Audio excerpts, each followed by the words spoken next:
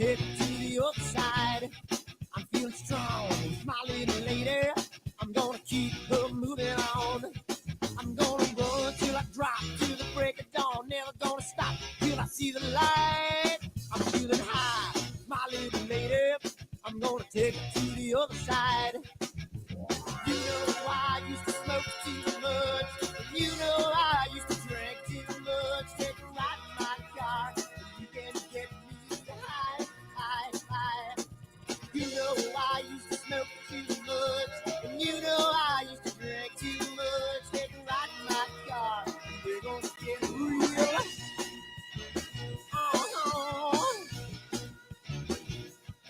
I'm feeling good, my little lady. She's gonna take me to the other side. I'm feeling nice, my little lady. She's gonna keep me moving on. I'm gonna run till I drop to the break of dawn. Never gonna stop, she's gonna treat me right. I'm feeling good, my little lady. She's gonna take me to the other side. You know I used to smoke too much. And you know I used to drink too much. Take a ride in my car. And you can get me high, high, high. You know I used to smoke too much. And you know I used to drink too much. Take a ride in my car. And we're gonna get real. Come on, baby. Let's take a ride. I don't know where we're gonna go, but first, let's dance.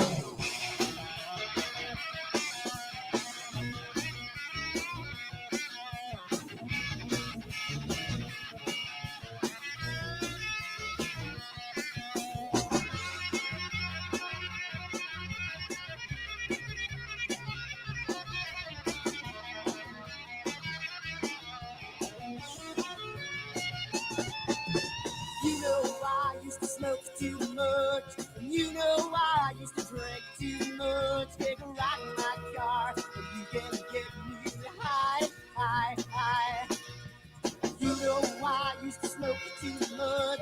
And you know I used to drink too much. Take a ride in my car, and we're gonna get real. Oh, oh,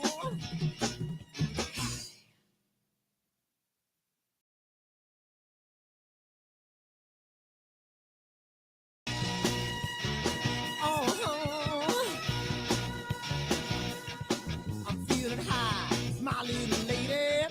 I'm gonna take it to the other side. I'm feeling strong, my little lady. I'm gonna keep her moving on. I'm gonna run till I drop to the break of dawn.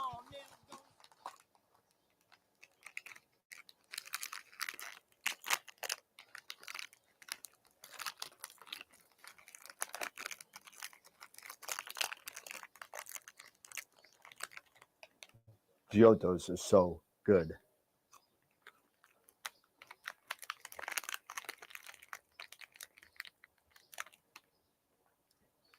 These chocolates are what? Chocolates. We're here about astrophotography. What are we doing? Wrong video. Whoops.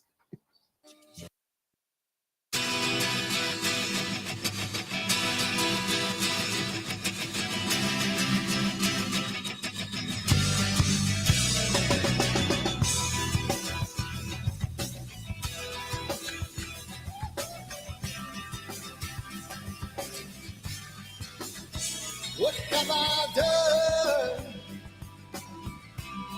Ooh, what have you seen?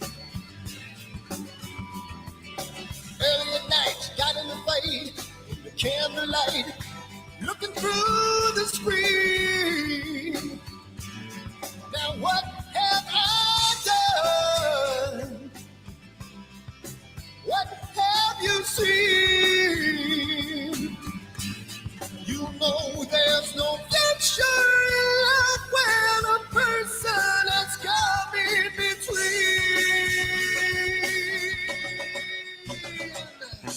Jamie's gone, Jamie's gone. Can't look back and now he feels so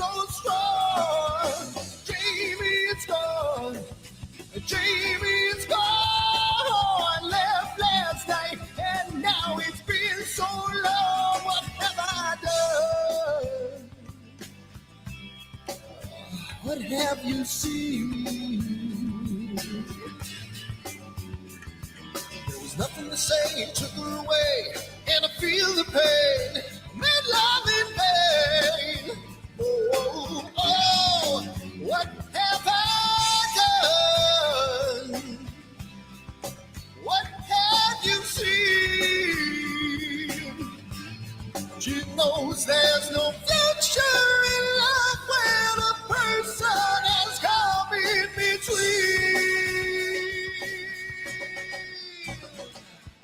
Jamie's gone. Jamie's gone. Can't look back, and now he feels so strong. Jamie's gone. Jamie's gone. Left last night, and now it seems so long.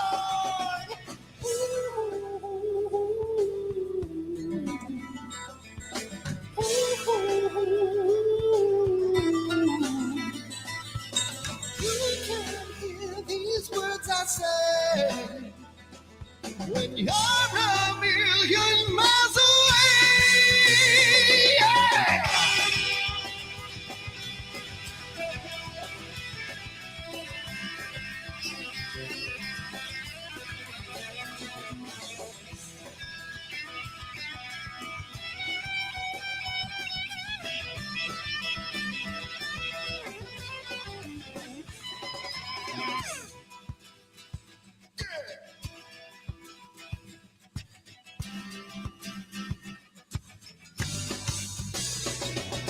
Jamie's gone.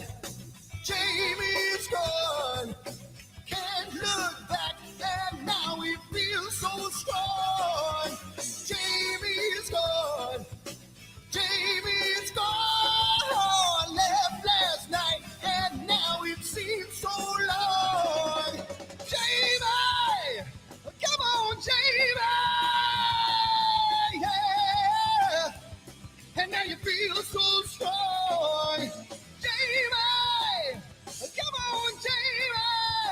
Yeah. Left last night, and now it seems so long.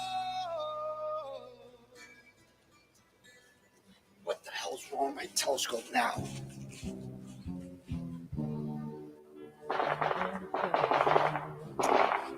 Yeah, what's wrong with this thing?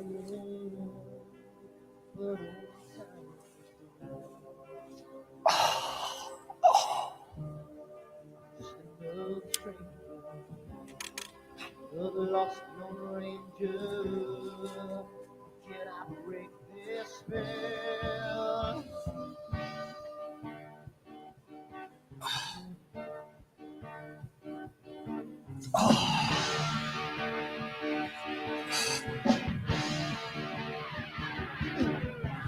Do one thing right, do I make you do things wrong? If I want that fine line, I will always take it wrong. If I just do left, I can hear from the right. I sleep all day long, and then I'm breathing through the night.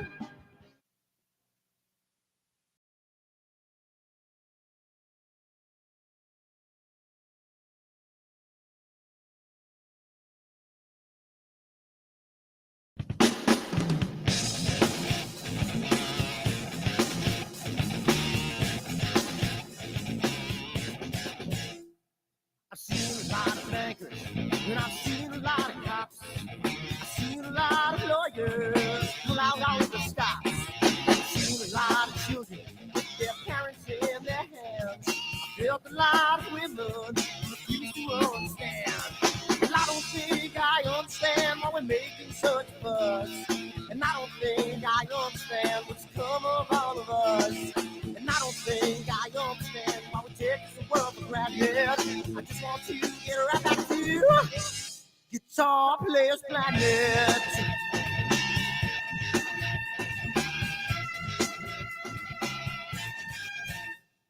You see it in the papers, you read it every day. The riots and the fires going on in South LA. The muggers and the government, they're all wanted asking the same thing. The check for your money, I'm whatever else spring. Well, I don't think I understand why we're making such fuss. And I don't think I understand what's come of all of us. And I don't think I understand why we take this world for granted. I just want to get right back to Guitar Players Planet.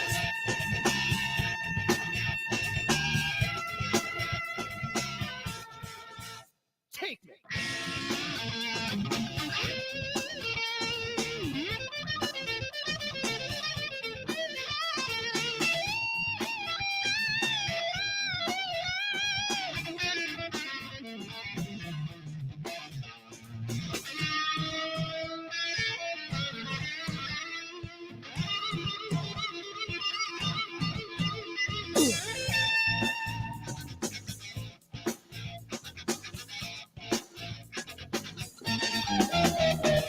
I don't think I understand why we're making such a fuss. And I don't think I understand what's come of all of us. And I don't think I understand why we take this world for granted. I just want to get right back to Guitar Players Planet. Guitar Players Planet. Guitar Players Planet. Guitar Players Planet. Guitar Players Planet. Guitar Players Planet.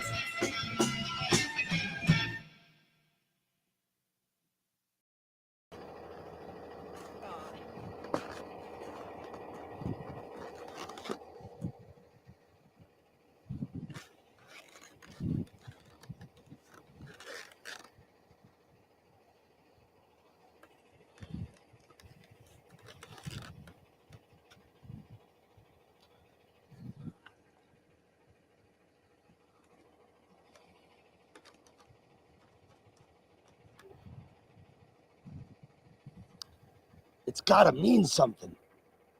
It's gotta.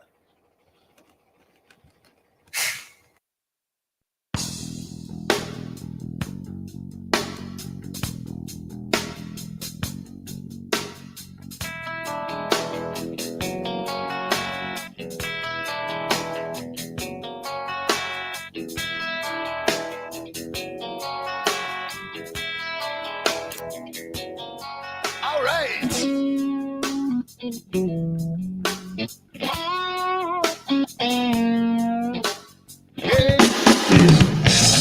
Yeah, I don't know, man. Dustin, sorry, I don't know why I called you Daniel.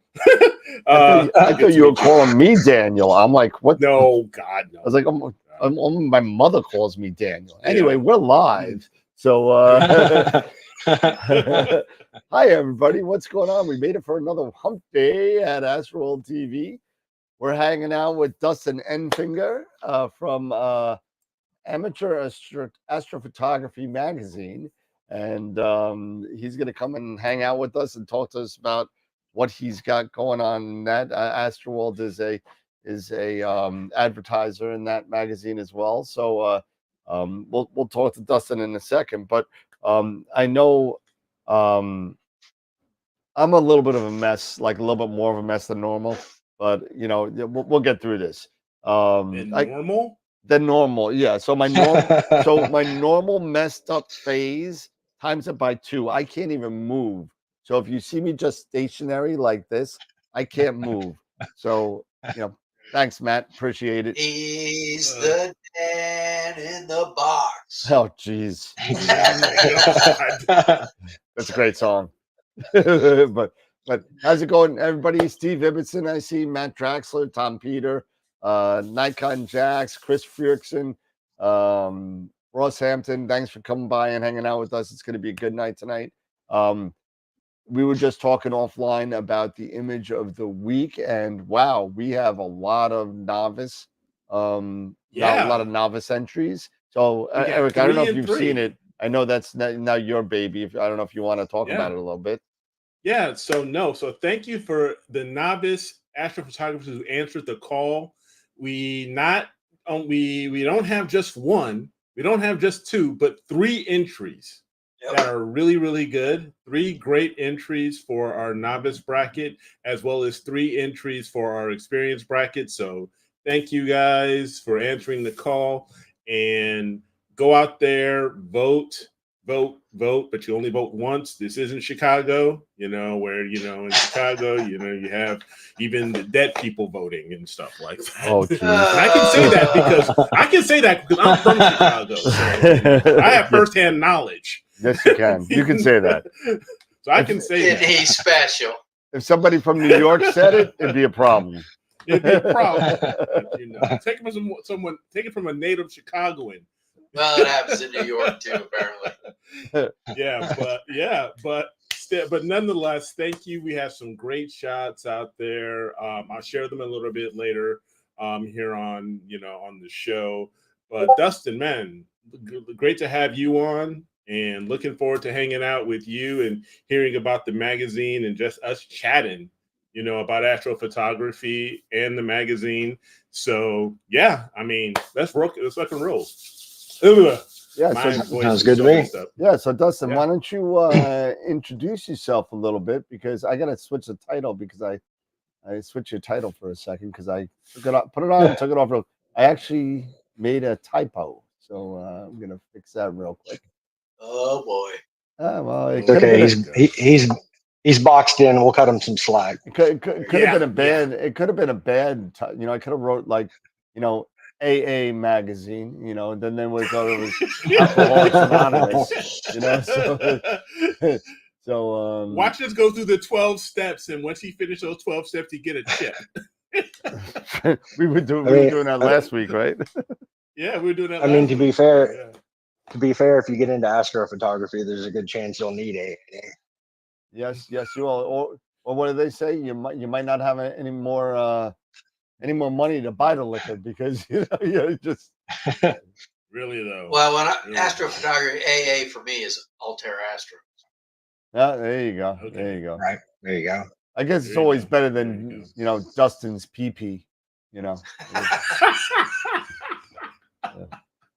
Oh God, I'm not gonna let that go. Dylan rocks. I told you that story yesterday, right, Dustin, about Dylan? Did I tell you that? Dylan. Nuh-uh.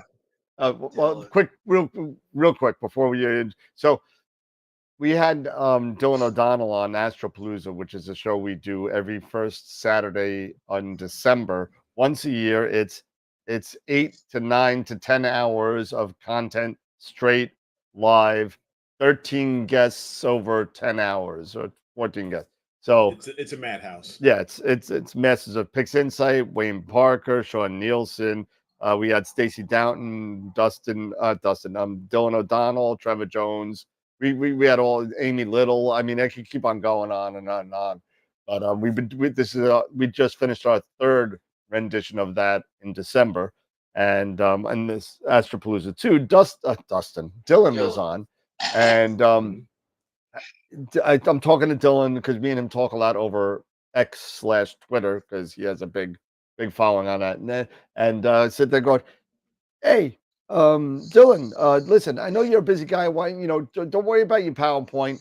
Just do me a favor. Just send me the pictures, and I will, I'll put it all, mash them up together. I'll put them in the order you want, and it'll be all fine. So I send him the file. Already sees where this is going. Dustin already seen where this I sent him the file to Australia, and he comes on the show, and he's like, and I can't do an Australian accent, so I'll just do the New York thing. But he goes, Dan, I was gonna let this go, but because we're live on it, that's my first time here, I can't let this go. So I'm looking at my email, and I get this email from you, and it's got a file on it, and the file name is Dylan's PP. So I'm looking, I said, oh my God, I hope I didn't send him some nasty pictures that's going to show up on this. So it just kept on rolling and rolling and rolling, and it just, come on the show, or I'm posting it on the internet. Yep, and now he threatens to come up and do it again with Dylan's PP2, the sequel. So he keeps on threatening to do that. So man, so that's the story of Dylan's PP. It's like Dylan's PP and Spaceballs. Yes. Yeah. Surrounded by assholes. No. Anyway, Oh, Dustin, geez. welcome to the show, man. Appreciate having you. I've known you for a couple of years now, and got to know you pretty well over the past couple of months. Why don't you tell the people who don't know you and what you're trying to do and who you are, and give us a little rundown of what's going on. Sure thing, and thanks for having me on.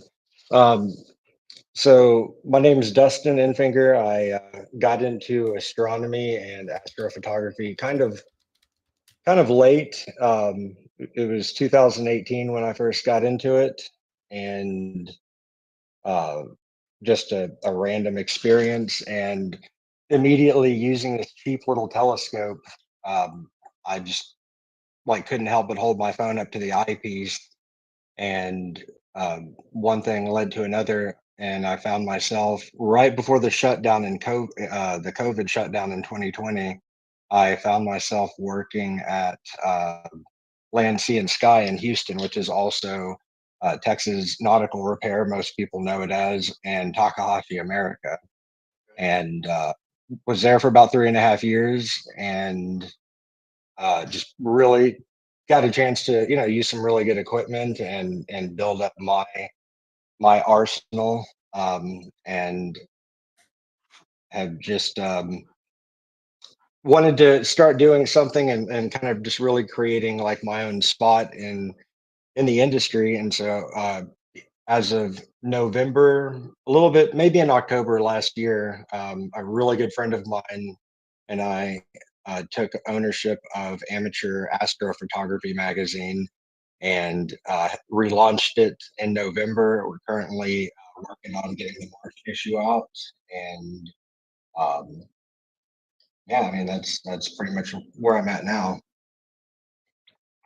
Nice. Yeah. Um, So what like I think I'm pretty sure it's online only, right? It's an online only magazine. How do I yes, sir. get it if I want it? How do I sign up, or how do I pay for it, or what is it?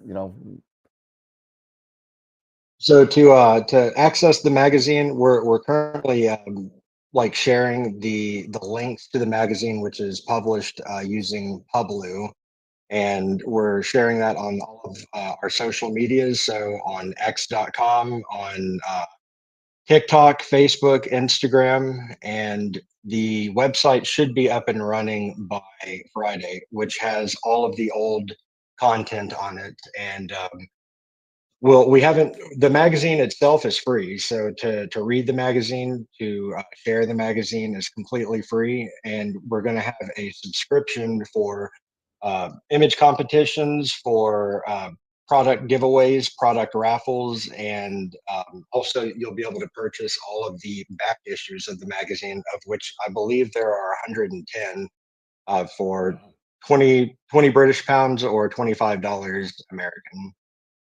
Wow, that's awesome. So it's totally free. That's great. So I keep on seeing it when obviously I go through it when I get the link, and I go take a look at it, and there is a lot of vendors that are involved. There's a lot of writing involved, a lot of great articles, a lot of great content by the people that you already know. I know that Ron Breacher's been in there. I'm sure you've had a lot. That's the one that comes to mind.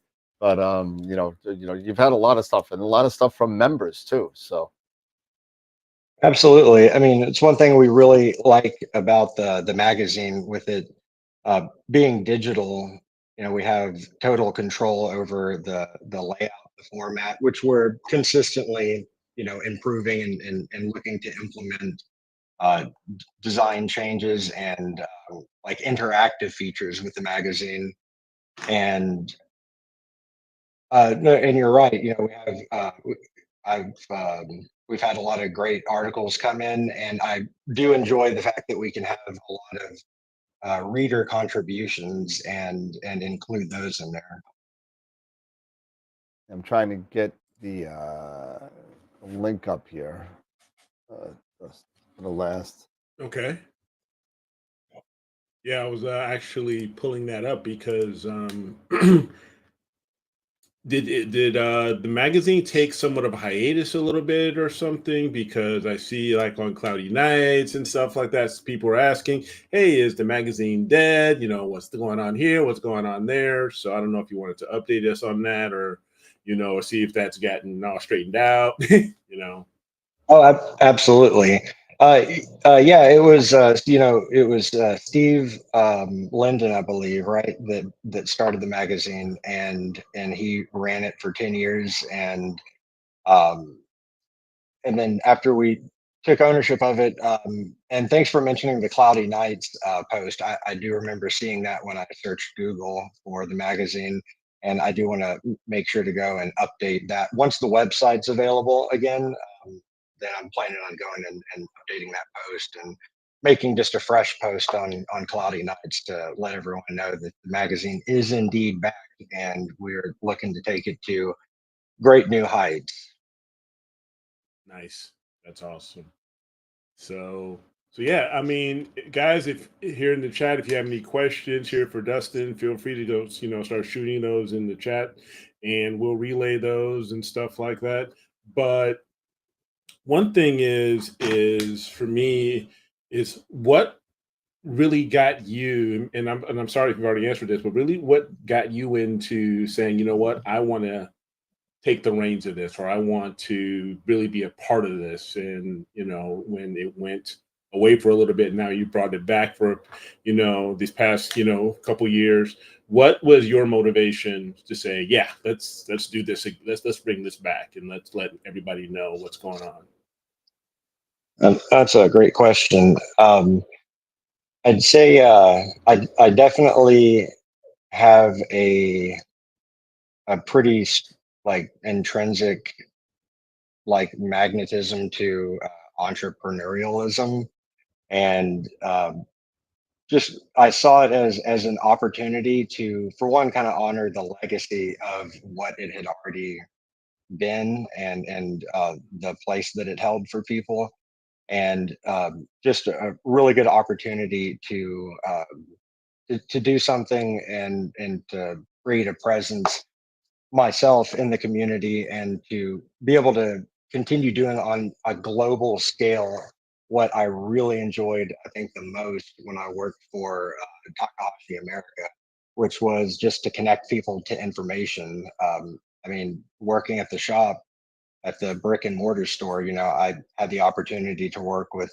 everyone in astronomy, from, hey, I just saw on the news there was a meteor shower. I want to get a telescope to view it, to people calling from, observatories, and or Adam Block calling, and, hey, I need a focuser for my Epsilon 180, and just getting to connect people to information, and facilitate the realization of whatever their goal was as best as possible.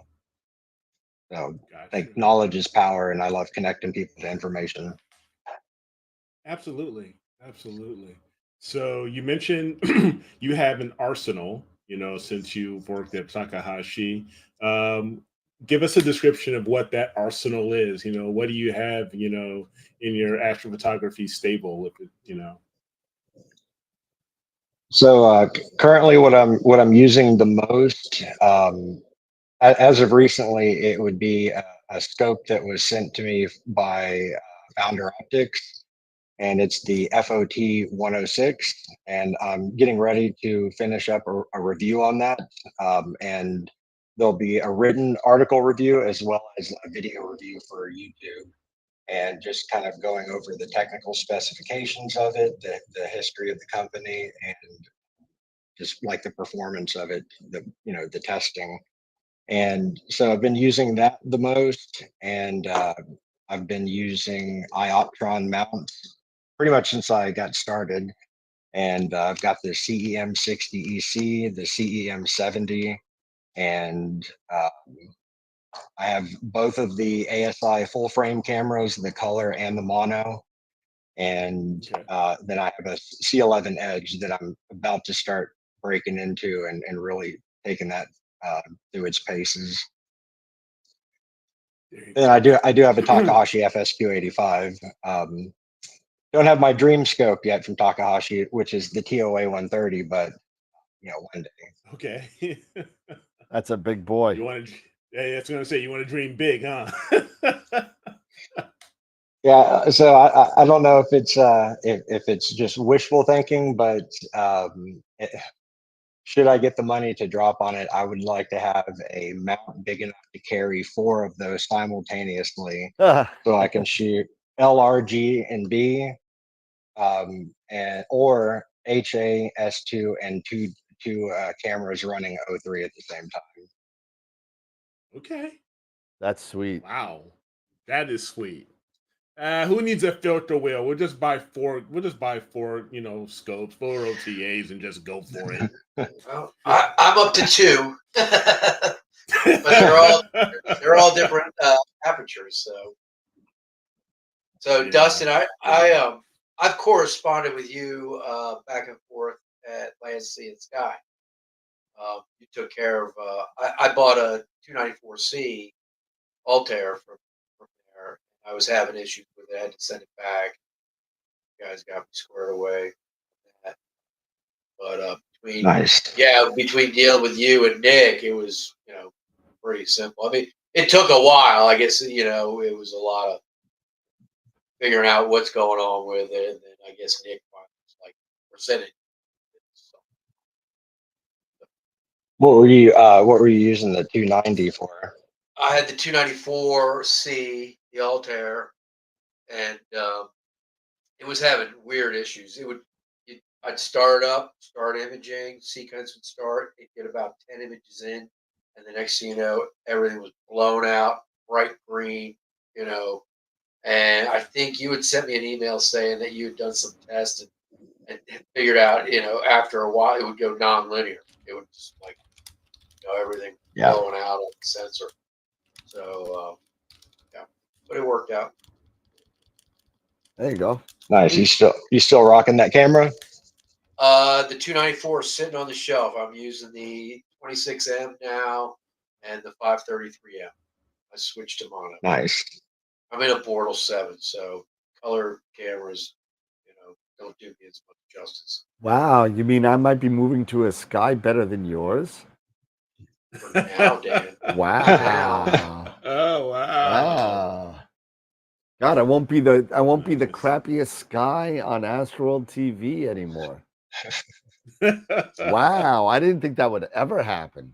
Yeah, but your pictures won't be. Well, it was not going to help your pictures any. Oh, yes, it will, because you know what? I'll have a better Sky than you. I'll have no telephone lines. But you won't have any time. And you won't have. I was going to say you won't have any time. No, and I'll have a time. roll-off roof that opens and closes and just goes through the program and takes the data. Then I send it to Eric to process. Oh, great. Because you're right, I don't have the time. So I'll get all the data you want. So it's funny. I got the last 2 nights. I've night before. I guess so. Sunday, Monday, had 2 good nights, and I got the two scopes out there doing 3 different targets. So, and I went to put some of it together last night. So which 2 scopes? You had the 127 and the Carbon Star? 127 with the 2600 on it, with the 571 on it, and then the Carbon Star with the 533 on it. There you go. I went to put some of it together last night and realized I don't have darker bias frame library for the 533. So I couldn't stack them. So I'm in the process right now of taking dark frame library and getting bias frame from that. But I did stack my little pinwheel that I did with the 1.7. It came out really good. Well, looks like I'll be taking a cruise up on Friday to the Great White North. Take off, eh? Yeah, so I'm gonna go up there just for basically an overnight. I'll be hanging out with Sean Nielsen and Steve Malia. Nice. So I'm going up there to evade tariffs, I guess. but so, so, Theirs or ours? Hours, you know. So, but you know, no, going up there to hang out. Well, everybody knows the travesty that's been going on, trying to get this carbon star down to Starfront, right? So I have this carbon star that's literally been sitting here for like 2 months. The focus is on there. The new rec and pinion is not. I just got to swap that out really quick. Now you got to buy the dew shield. I'm not gonna do that. Not because you know what? I bought the Deep Sky Dad flat panel for it. Right. That could fit right on the dew shield. It'll fit right on the front of this too. I don't need it. What do I need a dew shield for? It's like it's got like, you know, it's the middle of the desert. I'll be fine. Don't worry about it. Okay. I'll be fine. Well, you're crying because you got dew built up on that secondary. Yeah, not gonna happen. Not gonna happen. And if it happens, then I'll just go to, you know, Virginia and steal Dave's. So, hey, I drive to Canada to pick up a pier. You know, I may as well drive, you know, to Virginia to steal dew shield. So, Why not? Hey. Hey, so Dustin, Where's you mentioned you've got an 11, a Schmidt SCT, an Edge 11 now that you're about to put through its paces. What are the targets that you enjoy going after? Are you more of a planetary guy? Do you like doing, or are you more of a deep sky or EAA? What do you think you enjoy more as far as astrophotography? I would say definitely deep sky, and mostly nebulae. But we are getting into galaxy season. That's going to be coming up, so I'm definitely looking forward to taking 2800 millimeters to those and seeing what I can do with that. And so that'll be kind of I've shot with the C11 at f7, but never at the native focal length. So that's going to be fun, just puzzling that out and getting all of that going good. And but then wide field, I do really enjoy using the FSQ85 for wide field.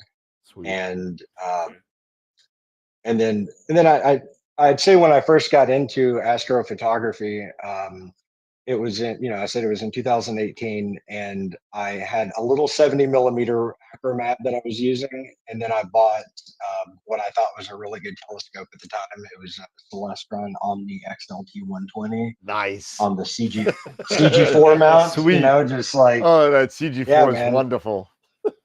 Oh yeah, and I bought the. I actually took it with me on vacation to California one year. I think it was 2019, and that's when I first. I went to OC Telescopes in Orange County and bought a little smartphone adapter, that Celestron 3-axis one.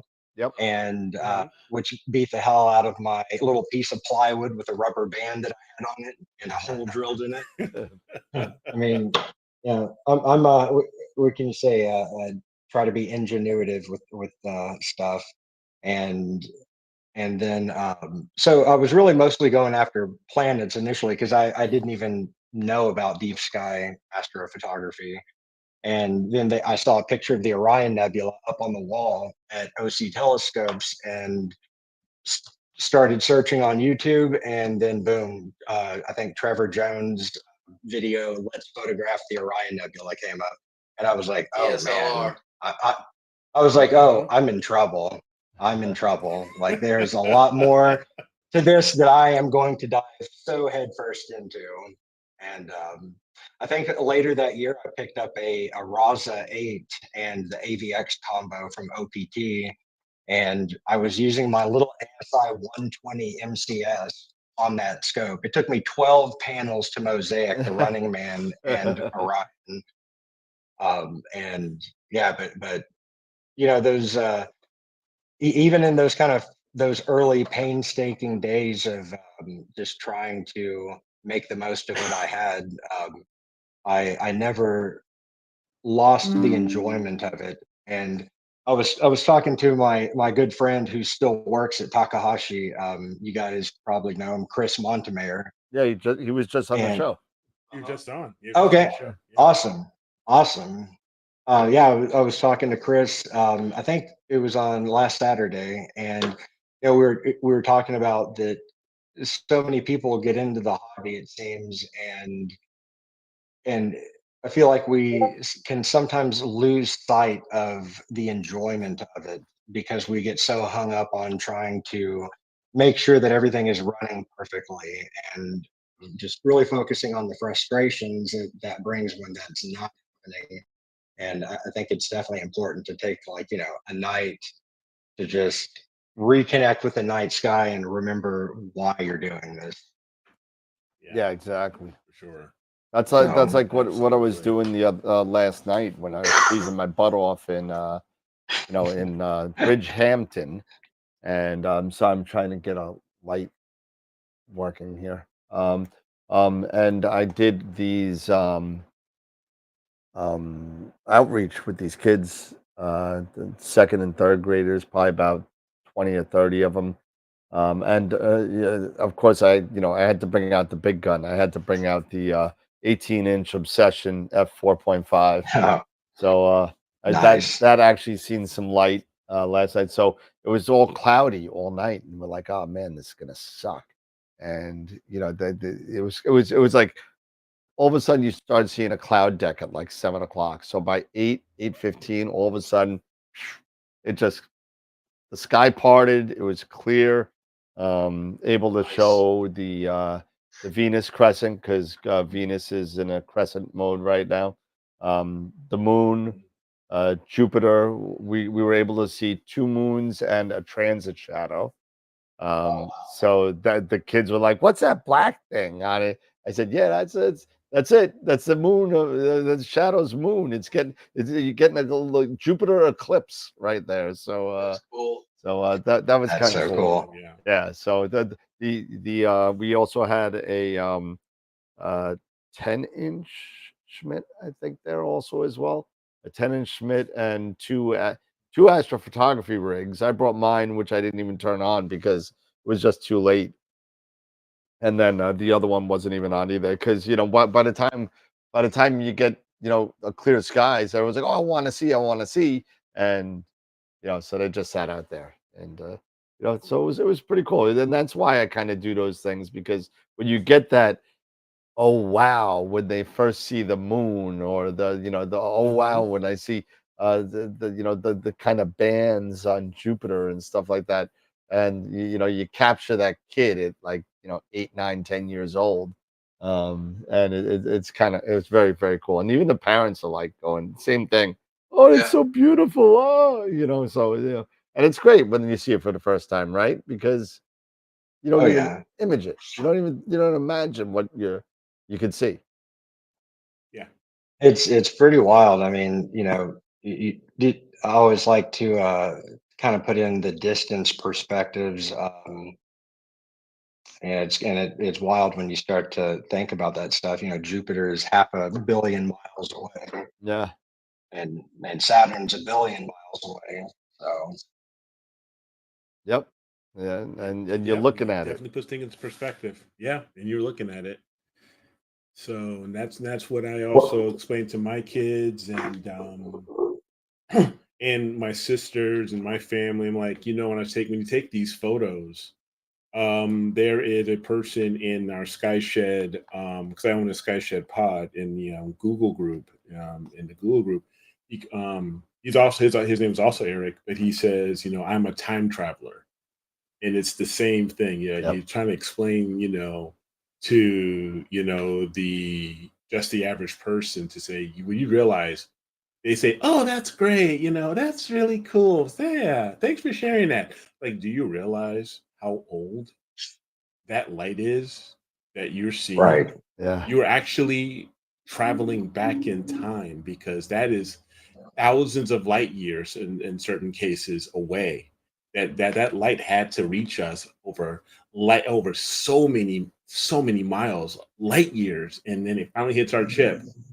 And my daughter asked me at one point, when I was imaging Orion, because she heard about the whole Betelgeuse thing, when she was in school. She asked, "Dad, do you think Betelgeuse is still there?" I'm like, "Well, it's there now. Who knows? It may, what? To be really honest with you, it may not be. It might actually, Right. have gone, supernova. You don't know. Who knows? Because Right. it takes so much time for that light to reach us. In all actuality, in the present time, yeah, it could have exploded, and we would never know. Not at least not in our lifetimes. Right. So it puts things in It is.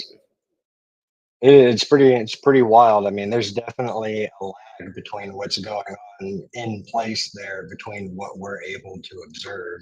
Yeah. And Exactly.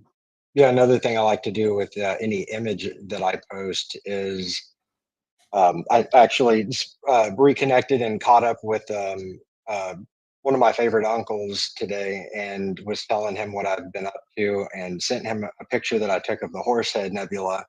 And I said, this is 1,375 light years away. And so if you consider that a light year takes, a photon a year to travel, the light that reached the place in space in our Milky Way galaxy when it left that point that I was capturing that night was roughly around the time that the Roman Empire was at the peak of its civilization under Claudius, and the Parthian Empire was. I actually can't remember what they were up to, and the Gupta Empire was like really rocking and rolling. Yeah. It's kind of cool with those little history things in there. Yeah. You Yeah. start hitting galaxies, and you really got to go back. I was gonna say those Yeah, photons I exactly. got on the little pinwheel, 40 billion Yeah, the miles. Neanderthals were walking the earth, Yeah, and yeah. 40 You know billion. what? You're talking years Jurassic ago. Park now. yep. My buddy I posted, he's like, man, 40 million miles. That's I need glasses just to read. I was like, no, not 40 million miles, dude. It's 40 million light years. That's like 2.5 times 10 to the 20th power miles. You know? Mm-hmm. Crazy. Exactly. That was what is a light year, like 5.8 trillion miles? Something like that, that. yeah. Something like that. Yeah. Yeah, So a lot of a 10 with a bunch of numbers on the exponent value. Exactly. Yeah, exactly. exactly. It's crazy. It's crazy when you think Really of stuff think like about that. this, It's the stories that you tell. You know what I mean? The stories that you tell, and how you could relay the information into a concept that the people that you're talking to can get. You know what I Yeah. mean? When you sit there and say, Right. just like it's 425,000 light years away. Well, what the hell does that mean? Well, you know what I mean. What is it? Can I get there by walking? So Yeah. it's like you'd be surprised on. Well, so what the spaceship will take a year to get there. No, it'll take 425,000 years going at the speed of light. Exactly. so Yeah. so which we can't If- get to yet. If you could do the speed of light. Which we can't do that. Yeah, there was a conversation about Exactly. that. If you go to the speed of light, you actually slow down and stop, because you kind of you stretch yourself out so much. Your beginning is your ending, and kind of really theoretical kind of stuff going on. I was talking to a theoretical astrophysicist last night about it, and it was way beyond me. I'm not that smart, but it was really interesting to hear her try and explain it to me, and I'm like, all right, you got to stop. My head's gonna explode. It's gonna explode. I can't. But it's really interesting. So you got to cater to your audience, So Oh yeah. Yeah. Otherwise, you get accused of trying to talk over people. It's like, not what Or- I'm doing. I'm just a total nerd. I'm sorry. yeah, or worse, talking down to people, and Right. you know. Yeah. That's what I meant more so. Yeah, Yeah. It's I think Dan, did we meet at AIC in 2022, or was it it was it was neat. at NEAF, Yeah. right? Okay. I've never been to Um, AIC. Okay, maybe Unfortunately, you'll get a chance. I am hoping, and you could say what you Yeah. want to say, but I mean, I won't say anything. But Yeah. I mean, AIC, the last one, unfortunately, was in 2022, and I think Warren had put that together and was the host of that, and so I was actually hanging out with Robert Reeves, and he's a neighbor of mine. He lives about 25 minutes away from me, and so I've been going over to his place and fiddling around the observatory and checking out that new Celestron origin scope, which is pretty cool. I mean, the way that it works. I mean, you set this thing up and it's auto focused and plate solved within like 2 minutes at most, and you're on target. And I do think that it was a really good move that they made it kind of for future proof. So if they get a new camera that will work with that, then you can upgrade it. So and I think there's some other cool upgrades they plan on doing with it. But so yeah, Robert was talking to me and said, with the position that you're in with the magazine, it could be uh, a good thing to try to relaunch AIC, since you're not directly associated with any particular manufacturer or Yep. distributor. And so, yeah, that's an aim. I'm trying to build a consortium of support for that and get that going, because I think the more big events we have where we can all get together and nerd out, the better. yeah, I mean, and Absolutely. I spoke to you offline about this, and obviously have AstroWorld and AstroWorld telescope support. So Absolutely. no doubt, no doubt. Would love to have ASC, even if it's not in San Jose. If it's somewhere more localized or further east, Arizona, New Mexico, whatever, someplace dark, it might be nice. That would definitely be nice. Have an after Yeah. AIC image set up or something. Yeah, I mean, San Jose is nice because it's a big city, and you have all those conference centers and halls and stuff like that. But it's not really conducive. Flagstaff, that's a certified Flagstaff, yeah, that it's might not be Garden bad. City, as they call it. Yep. Hmm. So I mean, hey, that's Yeah. something to talk about. So Yeah, some folks are already Absolutely.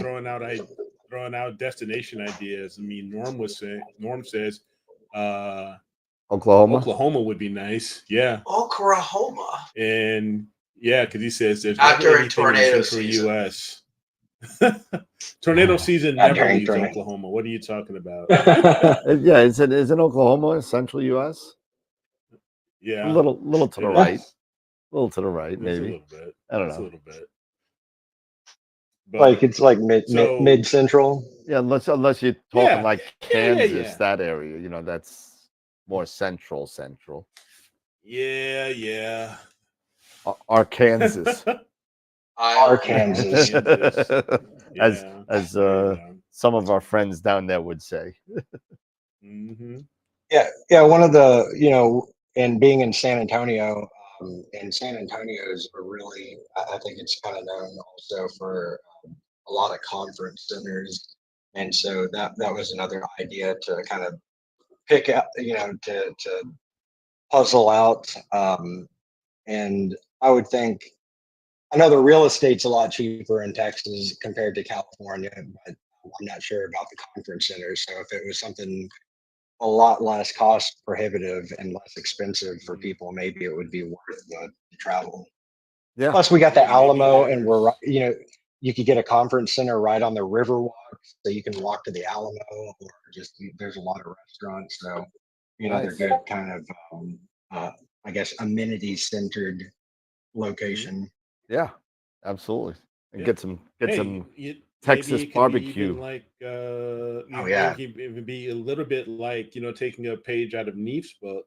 Not to maybe there's a community college or something like that would be willing to host it in maybe their gym, and having a few rooms that you can have sessions like after imaging sessions and stuff like that. That may not be too far from a dark sky or right.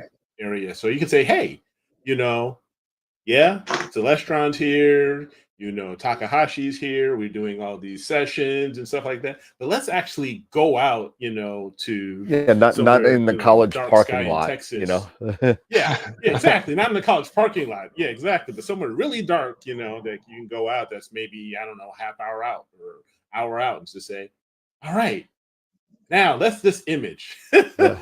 something like that. Hey That would guys, work. I'm just hey throwing guys, an idea out I know there. y'all. I know y'all just bought some new equipment. I know you want to use it. Let's get those wrappers off. There you go. There you go. Exactly. But Exactly. you know what? Because it's probably going to be something purchased, the odds of clouds rolling in are probably pretty great. So yeah, there's going to be a lot of people Yeah. buying stuff. So you know, the amount of clouds is equal to the amount of equipment times the square root of whatever. So Mhm. Exactly. All right. So on that note, maybe we don't do it in San you can do it. Do it. Hey, love to have you on Long Island, man. You won't get any Oh, imaging done. gosh. No You won't get any imaging. imaging. None, But none but whatsoever. Like but everybody's like, why did we come here? but we do have Manhattan. We do have Manhattan, and that's a nice place to go. So Oh yeah. you know, there's a lot of astronomy things. There's the astronomers come atomic out. clock. There's a lot of people don't. Protest light pollution. No, yeah. Protest light pollution. If you ever get a chance to go to Rockefeller Center, right? A lot of people don't know this, right? If you go to Rockefeller Center, you know that big gold guy that's overstretched Oh yeah. ice, right? Go Mhm. take a peek behind the guy, and you'll see the ring around the guy that's kind of holding him up. And on that ring is all the zodiacal signs that go around. Oh, And it's, really? yeah, it's kind of cool. Oh, wow. So you can check that out. That's pretty cool. There's a lot of astronomy related things in New York, and if you know where to go, it's actually kind of cool. You know, you go see the atomic clock is kind of cool. You know, there's a lot of good stuff there. There's a lot of good. I could give you a list, you know, but if you ever go there, let me know.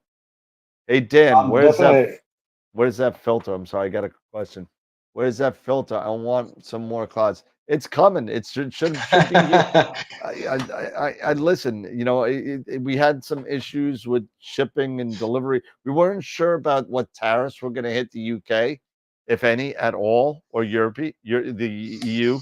So we were kind of waiting to see kind of what happened before they started shipping. It looks like it's going to be okay, but what I said is coming true, and you guys are gonna. I don't want to. I'm not gonna mention companies' names right now, but there are Chinese companies out there that come next week will be raising prices only in the U.S. market to help. Of course. You know, to help the dealers recoup some of the margin that they lose, and it helps the dealers, but it obviously hurts the general public. So it's a sour note, but it is happening, and it's you're going to start seeing it probably within the next 10 days or so.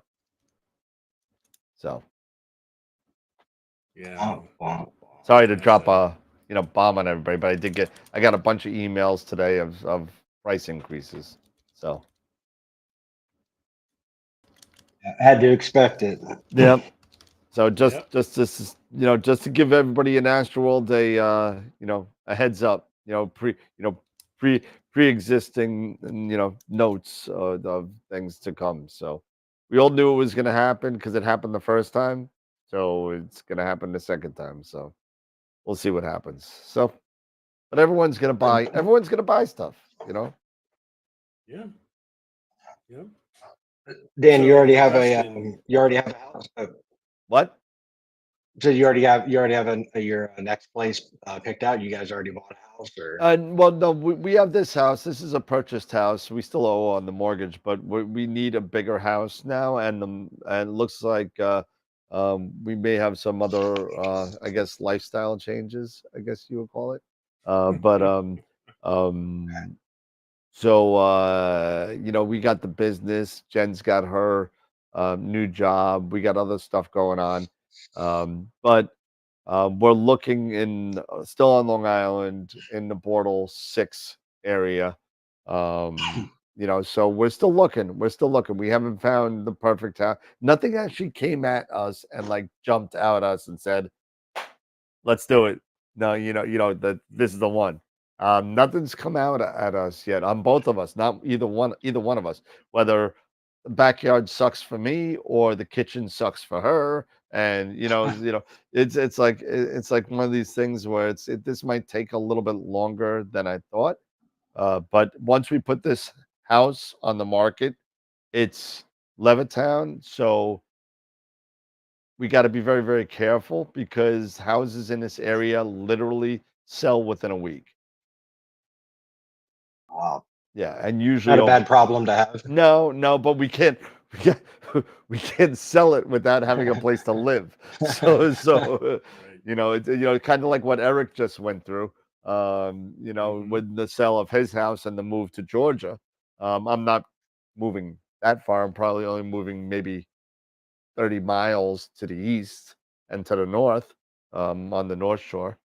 But it's a lot darker. You'd be surprised on Long Island because I think it's 90 miles at its longest width. Maybe I think I got the I don't know. It's very thin, Long Island, but the difference between the North Shore and the South Shore is literally at least one border, if not two, difference. Nice. So Wow. the South Shore is a Bortle 8.5, unless you go way out east. You go in the same spot and just go to the North Shore, it's a Bortle 7 or 6. Nice. That'll make a huge difference for imaging for sure. Oh yeah, absolutely, absolutely. I can actually get some data that I actually care about. So Yeah. Without having to rock I've got a 3 nanometer question. filters.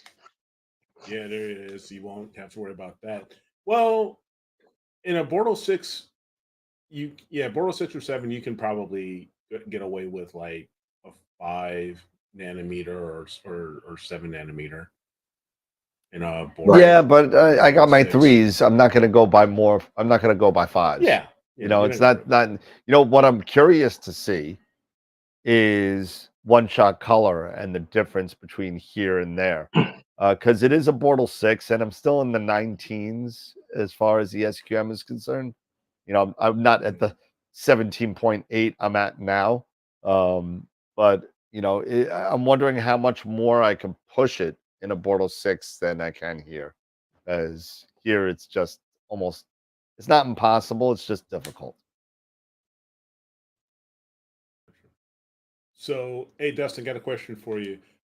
In the Sure. magazine, since you have been, leading it, for this time, what has there been any particular articles or anything that you can think back to say, this was something, was it a really memorable article or anything, that you had published that you still can remember, nowadays? You can remember today that says, looking back and says, that was pretty cool, that we were able to post that here. Yeah, that's an awesome question.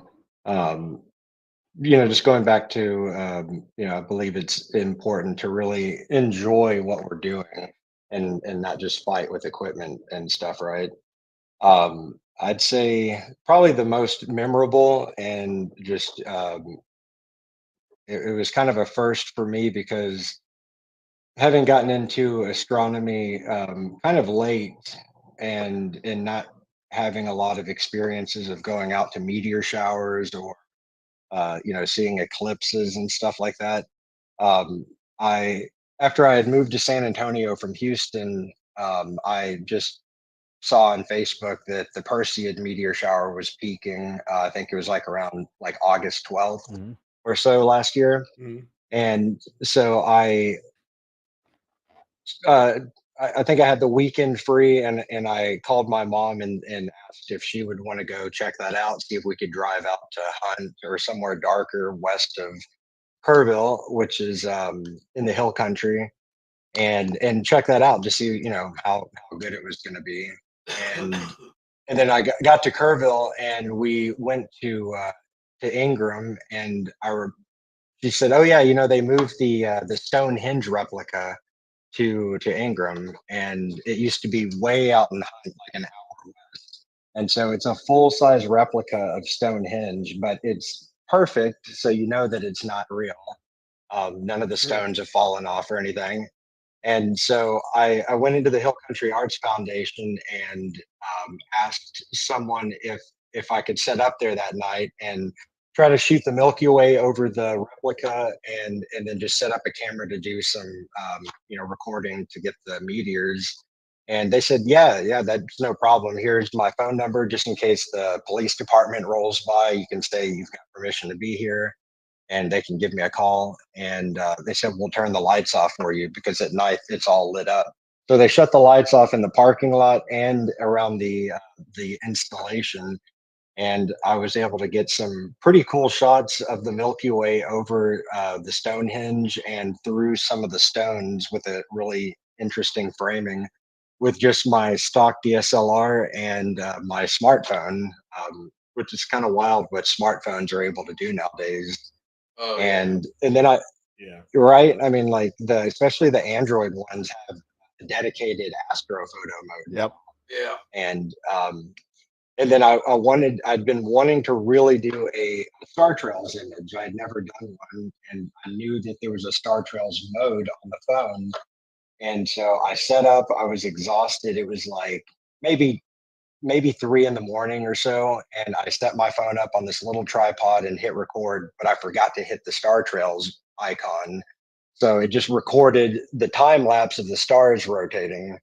And so I was like, okay, well, that kind of stinks. It's over. I woke up in my car like at 6 in the morning, daylight's breaking.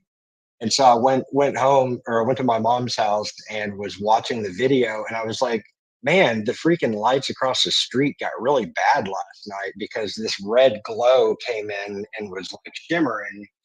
And then I started looking up on spaceweather.com, and it said that because of a really Oh, the X-class aurora. storm, the aurora had come all the way south, as far south as Mexico, and so I was able to capture the auroras on that time lapse, and then I was able to stack the images after I ran it through PIP, and still get my Star Trails image.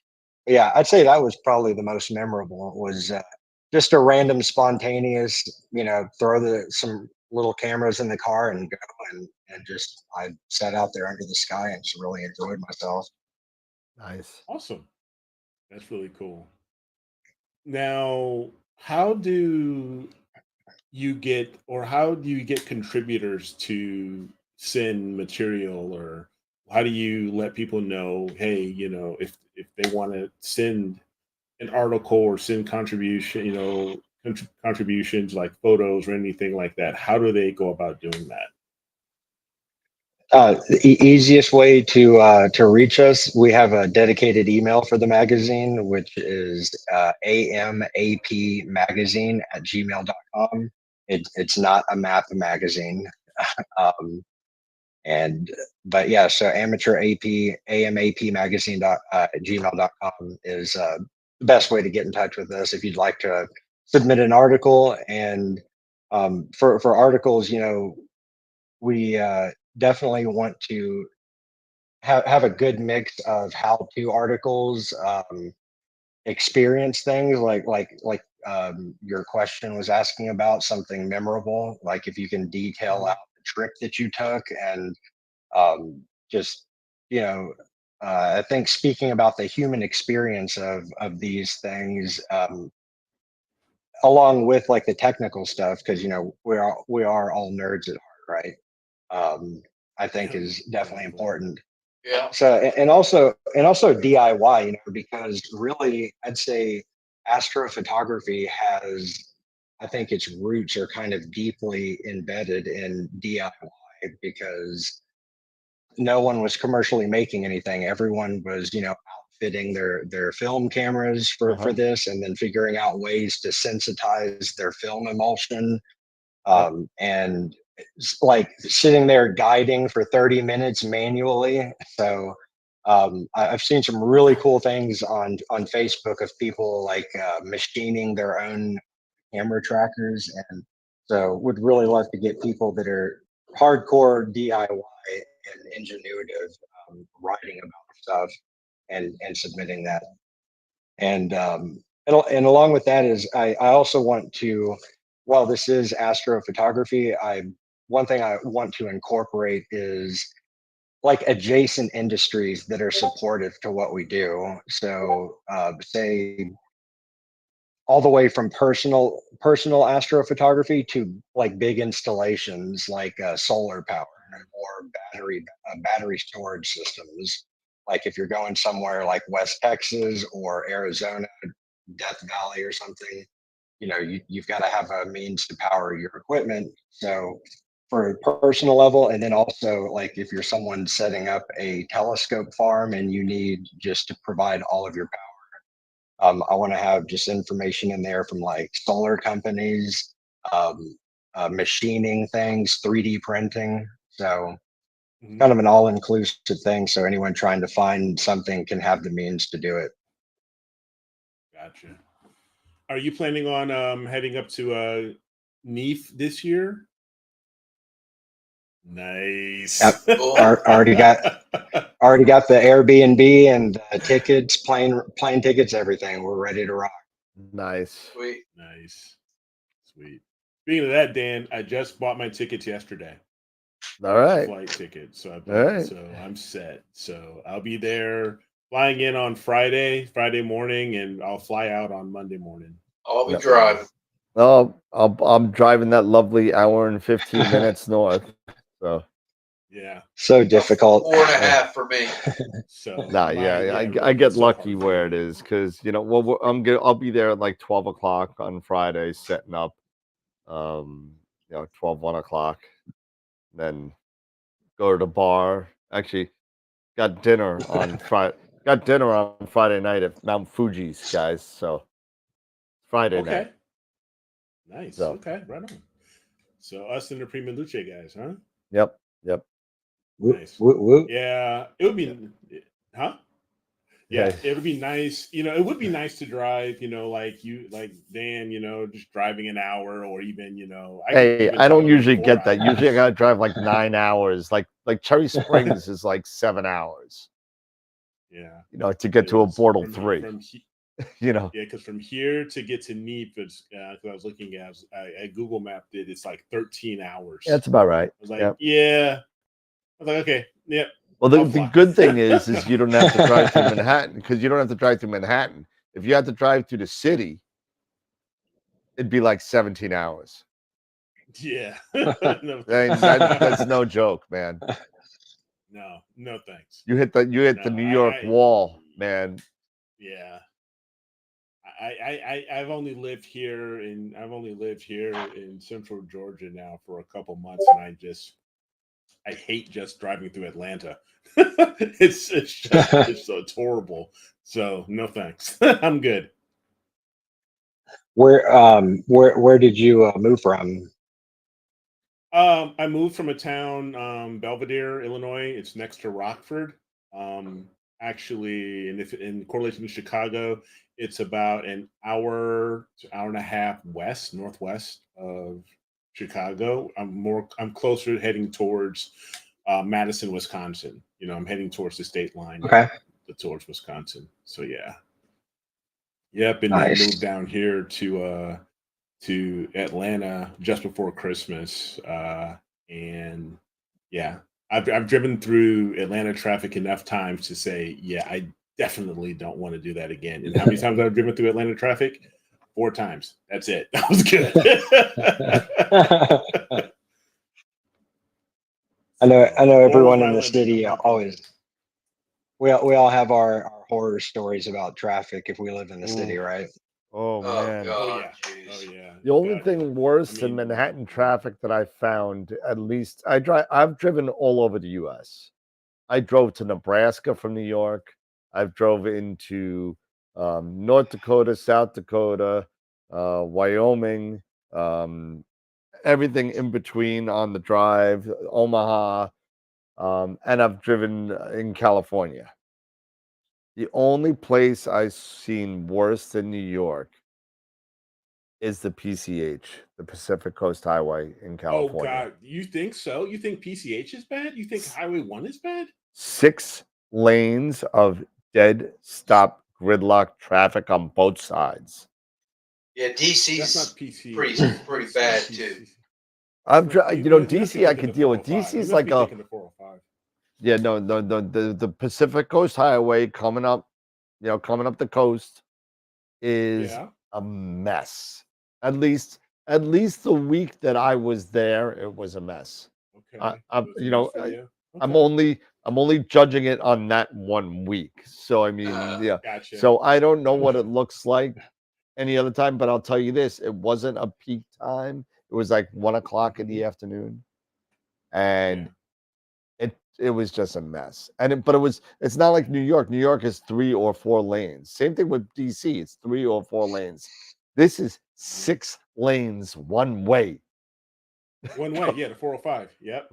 Going 405 is 6 lanes, and it's just there's no frontage roads, there's no side roads or anything like that. The 405 is a nightmare. Yeah. It is a freaking nightmare. It's bad. Oh Yeah. man, so yeah, no. Boston's And not I've bad. done that. I've driven to Boston a bunch of times. Boston's a piece of cake. I've had to. I took. Speaking of Highway 1, the Pacific Coast Highway, I drove from San Bernardino to Vandenberg Air Force Base. I had some friends, and my stepkids were living there, and went to go visit them. And somehow I managed to drive the 5.5 hours one way, and realized once that I had arriven there that I did not have my ID with me. So I had to drive 5.5 hours back, and then 5.5 hours back. Yeah. But It's like Ouch, a yeah. 20-hour Yeah. drive, man. You should have just driven to Florida. Ouch. Yeah. yeah, Oh, oh, and my I've done gosh. that. I've Yeah. done that drive too. Yeah, 2019 November, I drove out to Cape Canaveral for the Mercury transit, just Nice. because it was a potential chance of clouds in Texas on the Gulf Coast. So Nice. 18-hour drive, it'll That's be for worth it. sure. I got a picture of the Mercury transit. It's probably the worst photo I've ever taken ever. And I've taken some pretty bad photos, and that says a lot. So this thing was the sun was pink, and the dot that was Mercury, that little dot was like a black ant. It was like kind of like stretched, and I did it through a Solar Max that I'd never even used before, but it was pretty bad. It was pretty bad, but I still have it. I still say that's Mercury. So It's pretty wild when you look at that. Yeah, mine was nothing fancy, just a white light filter on my Celestron 120. Yep. But even that experience was super cool. I mean, I got to I had a 1 by 1 foot piece of solar film, and Yep. just had a pair of scissors. People would come up, hey, you want to see Mercury passing in front of the sun? It's not going to happen for another, like 23 years or Yep. something. And cut them a little piece, and they'd rubber band it to their binoculars, and boom, we had like 15 people looking at the sun. Nice. Yeah, I did the same thing with the I did white light with the Venus transit, and that was a lot of fun because you know what, I got some really cool pictures of that because it was weird. It was very cloudy where we were, and the clouds just made the picture look so much cooler. Because it was a black cloud over the sun with a black spot on it. It was like, because it was all white light, right? So, but it was pretty cool. I got to show you the pictures. They're pretty wild. Yeah, it's when was the Venus transit?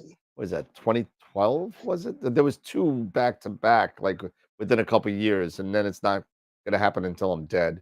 But I mean, it's Yeah, like same. I want to say it was 2012.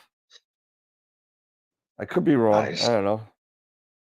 That one would have been Mercury is pretty tiny, so Venus would have been super Well, Mercury cool was to see. 17, I think, if I remember right. Venus transit. Let's see. And of course, Siri doesn't work. So Of course it doesn't. Of course it's not. just horrible. I That's mean, how it is. I That's how swear, it I is. swear the phones have got dumber since COVID. I really do. I really believe it's a COVID conspiracy with the cell phones. The spell check sucks. Siri and Alexa got like totally stoned and had a bad trip and never came back. And it's just it doesn't even spell things right anymore. Not even with the context. It used to figure it out that all right, well, it's wrong because of the context is what it is. And So you want to know the next Venus transit no, of the when the sun? last one was. Oh, the last. Yeah, Next one's when's not it? till 2117. Yeah, I'm gonna be way dead. December 10th and 11th on 2117, and then December 8th at 2125. So the last one was I'll get my Airbnb set up for that. But do June you guys book 56, 100 2012. years out? Was it 2012. 2012? Okay, 2012. 2012. Yeah, so yeah, 2012. And I think 2017 was the Mercury transit. Yeah, you guys got to take part in that. How long have y'all been into astrophotography? I've only been doing it basically since the pandemic, 2021. My first shots were with End of film. 2020, like So late 2020, I guess I started. yeah, my first shots were with film, and then I got an adapter for my HP Photosmart 815.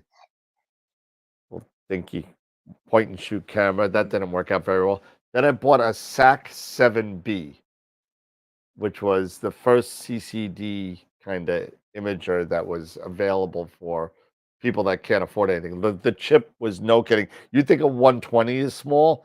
This chip was like if I were to prick my finger and let a drop of blood go on a slide. That's about how big this chip was.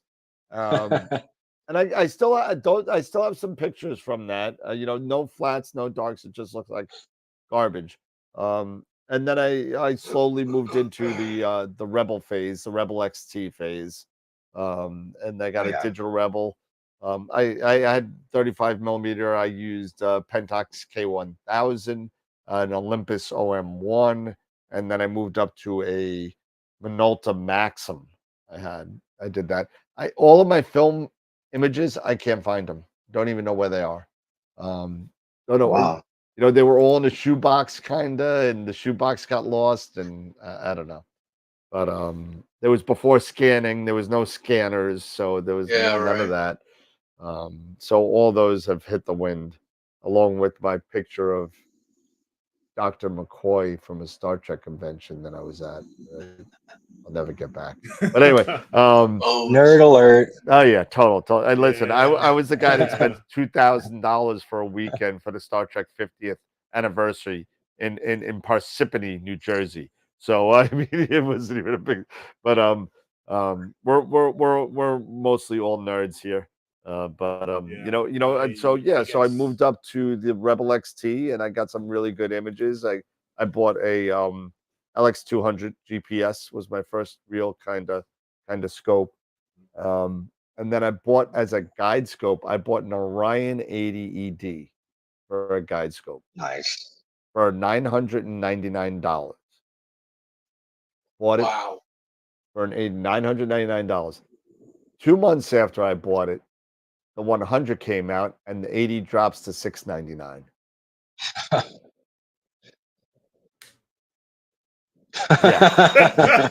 Yeah. so Tell us how you really feel, buddy. yeah.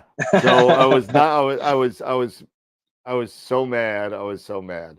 But then I realized that the 80 ED, that Orion 80 ED was a great scope. And I'm like, this is too good to be using as a guide scope. What am I doing? So I used that to do my first kind of wider field stuff. And I got all these images behind me are all images that I've taken. I just haven't had the time to.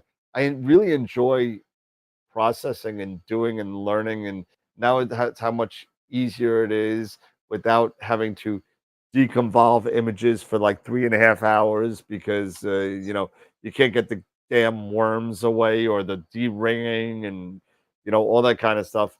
Now you have you have our buddy Star and BlurX, Russell Croman. Russell Croman, So and now SETI Astro, Frankie Frank, from SETI Astro, yeah. So all these guys coming out with these great AI involved actions that have helped us, get results a lot quicker than we've had ever before, and the learning curve has gotten so less and less. I guess the learning curve is, as opposed to I was one of those guys that was manually guiding, with the stupid joystick, Yeah. and it was not fun looking through a reticle eyepiece for hours, and it's not fun. That almost made me quit astrophotography. That really almost made me quit. I was like, this is bullshit. What the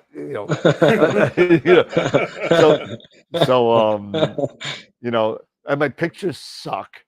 So and me sitting outside bending over an eyepiece for hours on end just to make sure that damn star don't move because my polar alignment sucked because it was just so bad.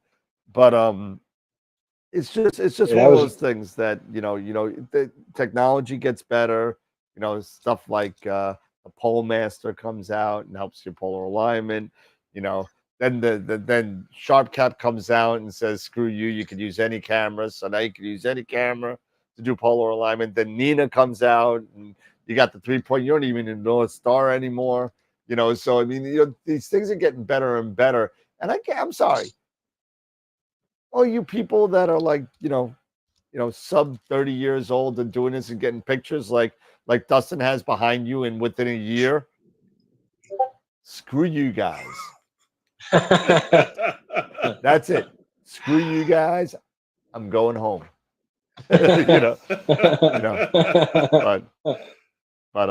it's good that we get these results now so quickly and are able to take images like you would have never thought of.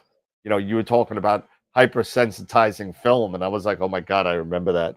And don't do that. Get the Fuji. Get the Fuji. No, sorry. But it's like one of those things that the things that we used to kind of murder and kill ourselves over, we don't need to do it anymore. It's come a long way. Yeah, I mean, even camera technology. When I started at Land, Sea, and Sky, I think the 183 and the 294 were still both, fairly relevant camera sensors and options, but you still had amp glow. Yep. You had that wonderful starburst over on the side. On the two of those. It's like a supernova. Exactly. It's like wow, this looks like that Japanese, whatever that painting is. Yeah. And so, and then the what was it? The Altair 269 came out, and I was like, oh, this is cool. This is no amp glow. I think that one was a 12-bit camera. And then the 26C dropped, and I bought one of those and went out to the Houston Astronomical Society dark site, and finally I was like, all right, we're not hopping from target to target anymore. We're not spending an hour on a ride and jumping to this. I'm setting up, I'm imaging one thing all night long, and I shot 5 hours on the horse head and processed that data. And I was like, wow, this camera is insane. Yep. Like that whole line of IMX sensors is just really incredible. Yeah. I don't know where they're going to go from that, but I'm telling you, they're gonna come out with a no dark, no bias camera. They're gonna come out with the renoise is gonna be like, I don't know, 0.00007 electrons, which you're not even gonna have to take anything. They're gonna, and if they start using better, better than B class chips, and like Altair, I think they use A class chips in their cameras. And I say this a lot when Dave showed me a dark of his 26 mono. I literally searched for like 20 minutes before I found a dead pixel. A dead pixel? Because the amount of pixels that are in an A class chip that are dead are like, it's like less than 1%. Yeah. Out of what? How many millions of pixels are it? It makes no sense. But the whole thing is like the B class and the C class chips that you get in some of these lower end cameras. I mean, you zoom in once, you're like, oh, there's 3. There's 3 Right. because the tolerances are less. That's why you get A class, B class, and C class chips, because it's about the performance of that chip, and how Right. much of a variation between defective pixels, Yeah. are allowed in these chips.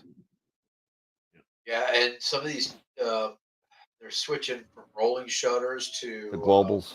the global shutters, Globals, and yep. if you go, these cameras coming out, the new ones are 16-bit. Next thing's going to be 24-bit cameras, and it's technology will make them better every year. They're going to get their Every figure year. something. Can you imagine the Figure color something. in a 24-bit or 48-bit cam? Can you imagine if they doing that with little tiny, like the 585's got such little tiny pixels, Yeah, and then you it'd be have a crazy. pixel size that small on a 24-bit camera that details. It's gonna be out of control. I mean, Oh, it's gonna be I'm here unbelievable. for it. Oh yeah. yeah, me too. So we got Eric. You want to show Yep. the pictures? Yeah. Just give me a second. Let Yeah, me yeah. queue Why don't them you up take a look and see what kind of pictures we got for image of the week? Because I believe yeah. voting is open. I believe. Voting is open. Yeah, voting is open. So I everybody voted go vote. earlier. Absolutely open. Vote for your picture of the When week, does, and don't forget to vote for picture novice picture, which is underneath that. Yep. Yeah. So don't forget, because we do have quite a few still. They vote for the experience bracket, but they forget to scroll down again and go back and do the novice. So you got to do it twice, guys. So don't forget that. But yeah, let me go Yeah, you ahead go to and give them a www.astroworldweb.com, and then you can go yep. to contests, image of the week. There you go. Yep. And here it is. So Yeah. Let me yep, make. woot woot. AstroWorld Web. What's that? Yeah. I said woot woot. Oh. Yep. Oh yeah, they're So like put yep, novice on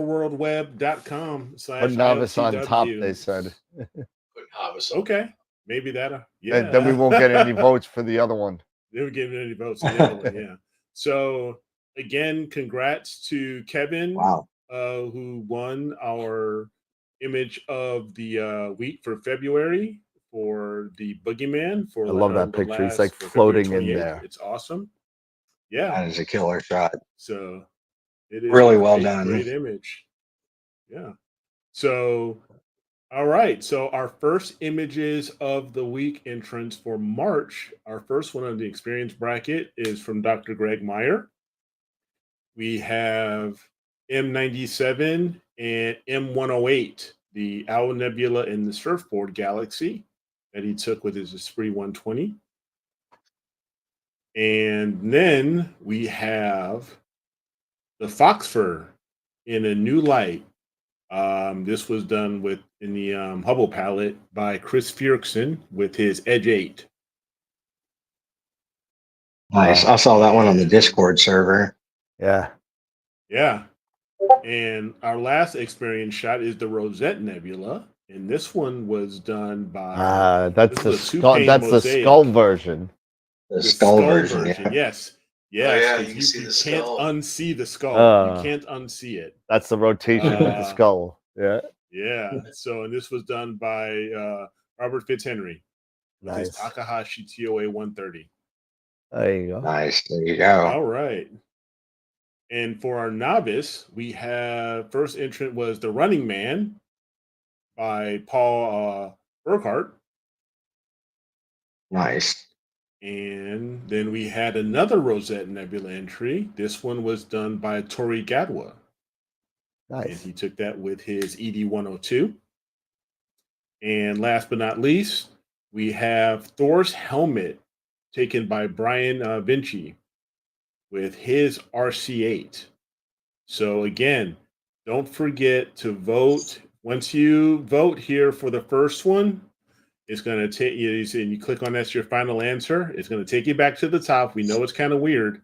Take it back to the top, but then you got to scroll back down here to the novice bracket and do it again and choose your novice entrant. Because so far we only have 9 votes for novice compared to what 20 votes for the experience bracket. So hey, don't stop. You know, you're only halfway done, guys, when you vote for the experience bracket. So yeah, but all 6 shots, fantastic. Yeah. And very, very cool. So yeah, thank you. And go back here. All right. Sweet. Good stuff. Good You got stuff. you guys have any y'all have any projects that you're personally working on? Moving. Yeah, so I'm I moving. just did the little pinwheel in Ursa Major. I pretty much have all that done, and I've got on the Carbon Star.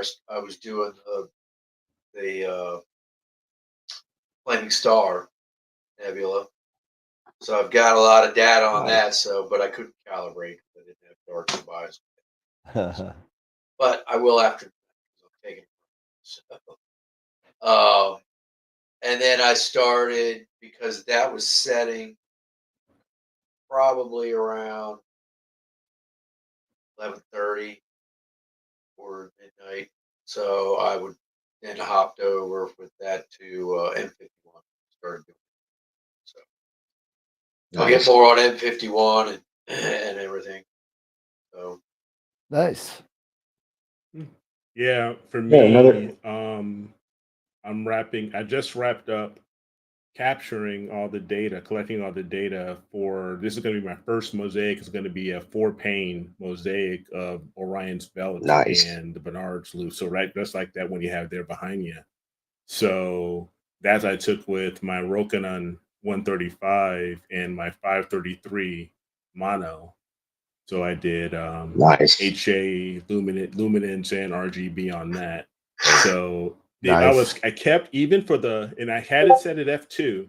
So I kept for the luminance, I was overexposing, even with me doing it at 1 minute. I mean, the star the core was getting blown out, you know, and on attack was just crazy overexposed. So I had to cut it down by half. And this is one of those key things when you really got, you know, when we talk about novice or just imaging in general, you got to watch that histogram because that histogram, even at 1 minute, it was instead of the edge, it was like already to a quarter. Oh wow, that's to the right. So even at 1 minute, so that 30 seconds, it brought me back down to pretty close to the edge of the left of the histogram. So I was like, okay, now we're good. So this will be my first mosaic that I'm ever going to try. So I'm looking forward to the challenge and figuring it all out. Yeah, that's something that I haven't, except for that little mosaic I shot with the Rasa 8 on Orion, which I stitched together in Photoshop by just dropping the opacity, overlining stars, and then came the painstaking process of getting everything's brightness to even up. Wasn't a fantastic image, but it was still something cool. But yeah, it's definitely something I would like to undertake. I've shot the Orion Nebula, so I think I got M42 and M43, and a little bit of the Running Nebula at f7 with the C11, and and then I shot the horse head, and you can see the horse head, you can see the flame nebula, and then you can see that the stars that are ionizing that field of hydrogen, like there's a flare coming from the top of the image, which I thought was cool. I tried to process it out, but I actually ended up really liking that kind of that flare. And so I was like, you know, it would only take me 48 panels to stitch together Orion and the horse head. So maybe, maybe we'll try that one day when we're definitely ready to just go to the loony bin. Nice. Yeah. That's funny. So you're working on nothing but moving right now, huh, Dan? Oh, well, see, I can't even show you what I got going on. I mean, it's you think I'm joking. It's a mess here. It's madness. It's total madness. You know what I'll do? I'll do yourself a favor. You know what I'm saying? Give me a second here. I'll show you what I'm dealing with in 2 seconds. All right, here we go. I think one of my favorite videos I've ever seen on YouTube was Dan talking about the Queen's traffic. Yeah. Oh, that is not for the faint of heart, that one. That was great. If you don't like cursing, do not watch it. Let's see. You want to get a real taste of New York? This is what you watch. Yeah. Oh, you'll get it. You will definitely get it.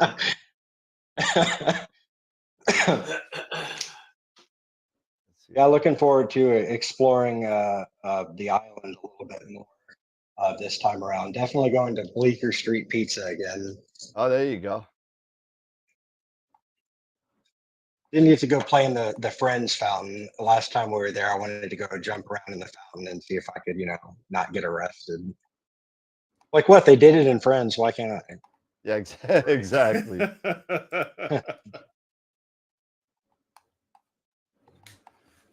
This is going to stop me for a second. Give me a second. And is that your shot behind you, Eric? Yeah, his dark shark. Yeah, my dark shark. That's killer. Thanks. This was my unicorn.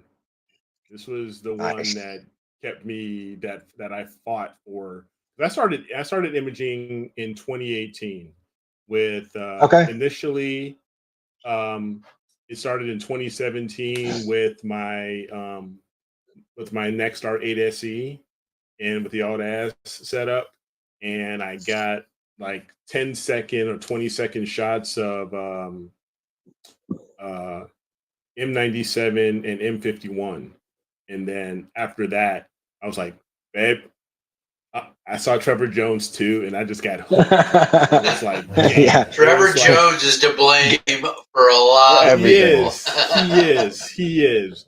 I was like, it's like straight up like it's so, and it's so much like the Matrix. I should have took the blue pill. I should have took the freaking blue pill. Get out, because I went down. Yes, because I went down that rabbit hole. And then in soon after, because we got the 8SC like in the fall of 2017, and then so 2018, in the spring of 2018, I got an AVX, and I bought a Gran Turismo, a GT71 William Optics, and we were out, and then I got a 183 because I was on astronomy.tools, figuring out the whole compatibility, figuring out. Yep. Like Trevor was showing you, saying, okay, the 183 will work. And I just went nuts. And my first images that I started taking were of M42. And I had no idea, about caliber. I knew about the calibration frames, but I really didn't understand a lot of it. And I took those shots, and then all of a sudden that 183, that amp glow starburst, and I'm screaming up and down like, what? My camera's broken. I got a busted camera. I know I'm on Facebook. I'm screaming my head off. I'm bitching and moaning. I'm like, I spent like $900 on this scope. I just spent another $900 on this AVX, and I bought this camera for like $700. I've spent thousands, and this is what I get. What the? And then we're like, dude, calm down. Did you take your flats? Two dark frames. In the flat. What the hell is the flat? and there was that, and so I was like, all right. And my wife was like, she was like, okay, so there's a solution. I was like, yeah, there's a solution. Now I got to go back and I've got to do it all over again because, I can't go back and do flat. So now I've got to scrap all that and I got to start all over again. That's funny. Because that was before, like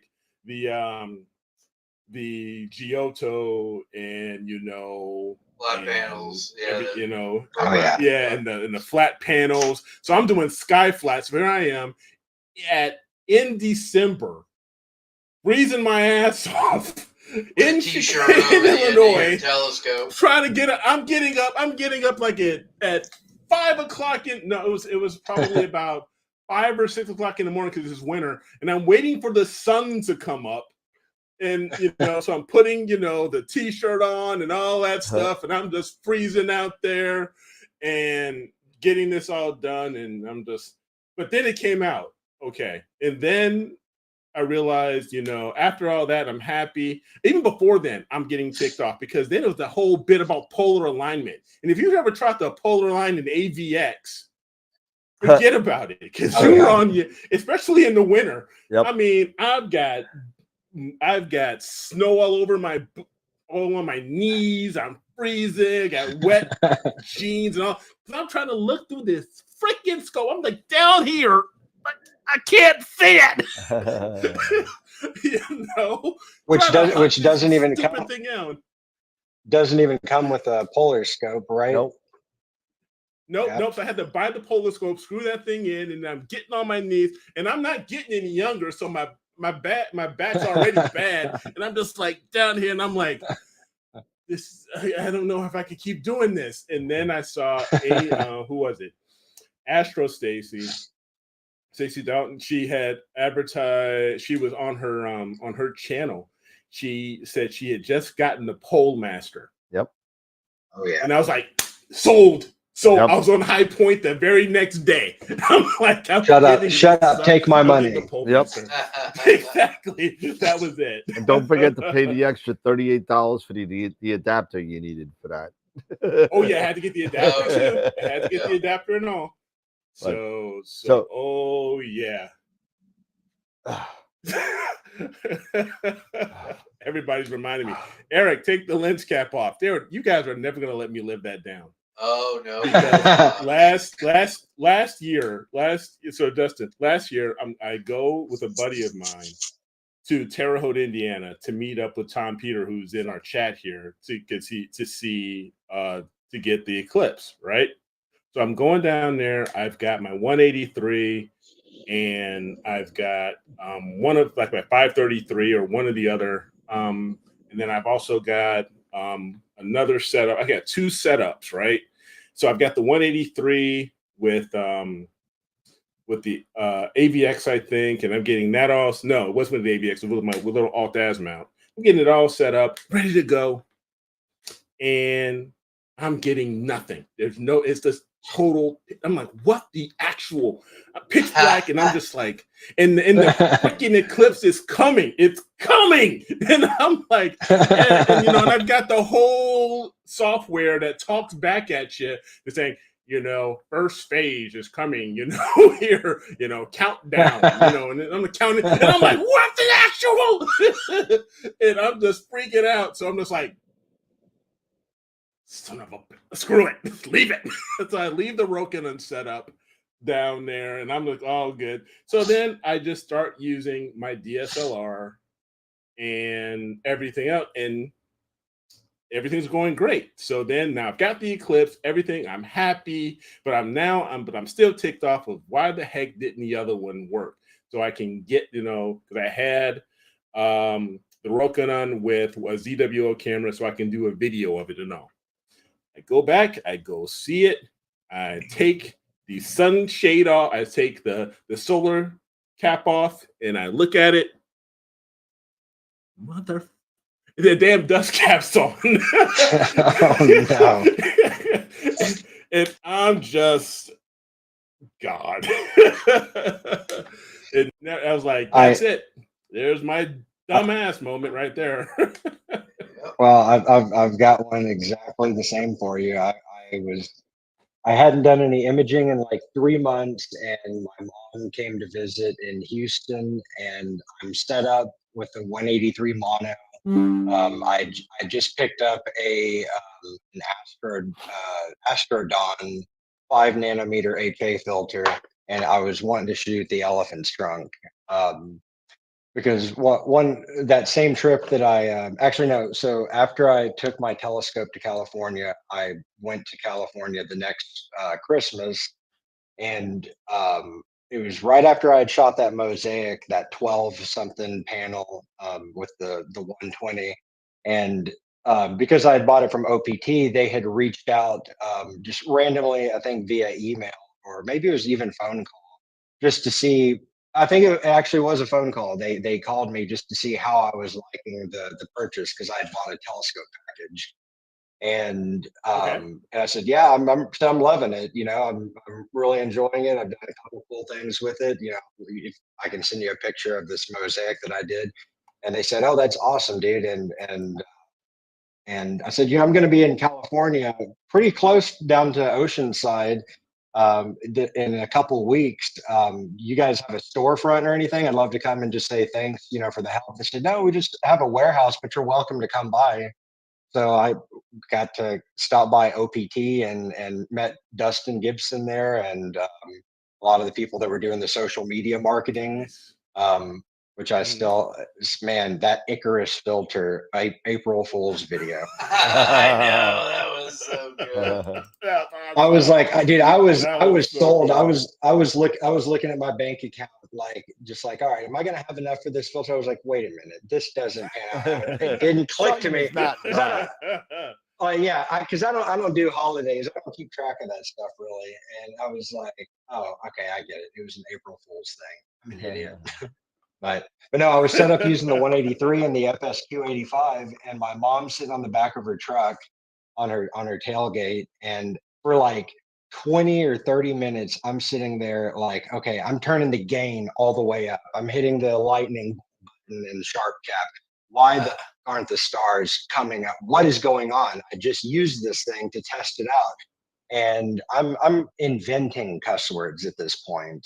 And then I look at the front of the telescope and I'm like, okay, hold please. And then everything was good. Nice. Yeah. I'm right there with you. You're not the only one. Well, I feel a little better now, so that We'll was just share one of the those burden. things. Yeah, there you go. There you go. Well, even Trevor talks about, accidentally leaving his Batnoff mask on for an entire session. Yeah. Oh, Yeah, it happens, man. Things like that It happen. does That's happen. why I made that stupid "Don't Get Frustrated" video of all the stupid things we do. Exactly. Yeah. You're not the That's it. only one. Nope. No. well, that was it. Friday we had Kevin Rasso on, and he had Nina getting ready to go in the background. Sure enough, it starts up, and he's like, "Oh God!" And we're like, "What happened?" He's like, "So in Nina, if you do your sequence, a lot of times you'll set it up and do your sequence. The next morning, you just basically save it and then close it, and then so the next night all you do is pull up the save sequence, you load it up. But if you save it after it's already run, it saves it as if it's run everything. So you'll hit start It doesn't reset and anything. it'll start it'll center, and as soon as it gets to start taking subframes, Oh, it no. goes right through them, and then it arcs your scope, warms your camera. Oh, And no. it was like, oh, and I've done that I've a done couple that. times.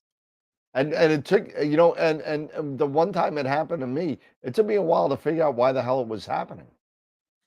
Oh yeah, and It's- then you have to go into see what once you realize the check mark. And then all of a And it sudden, you know, shows- you're not looking at it. And You I'm like, see, it's but- already taken. I was like, it didn't yeah, but you're take looking us on the right. left side. You're looking for something on the left side, right? Saying it's all right, it's fine, it's nothing.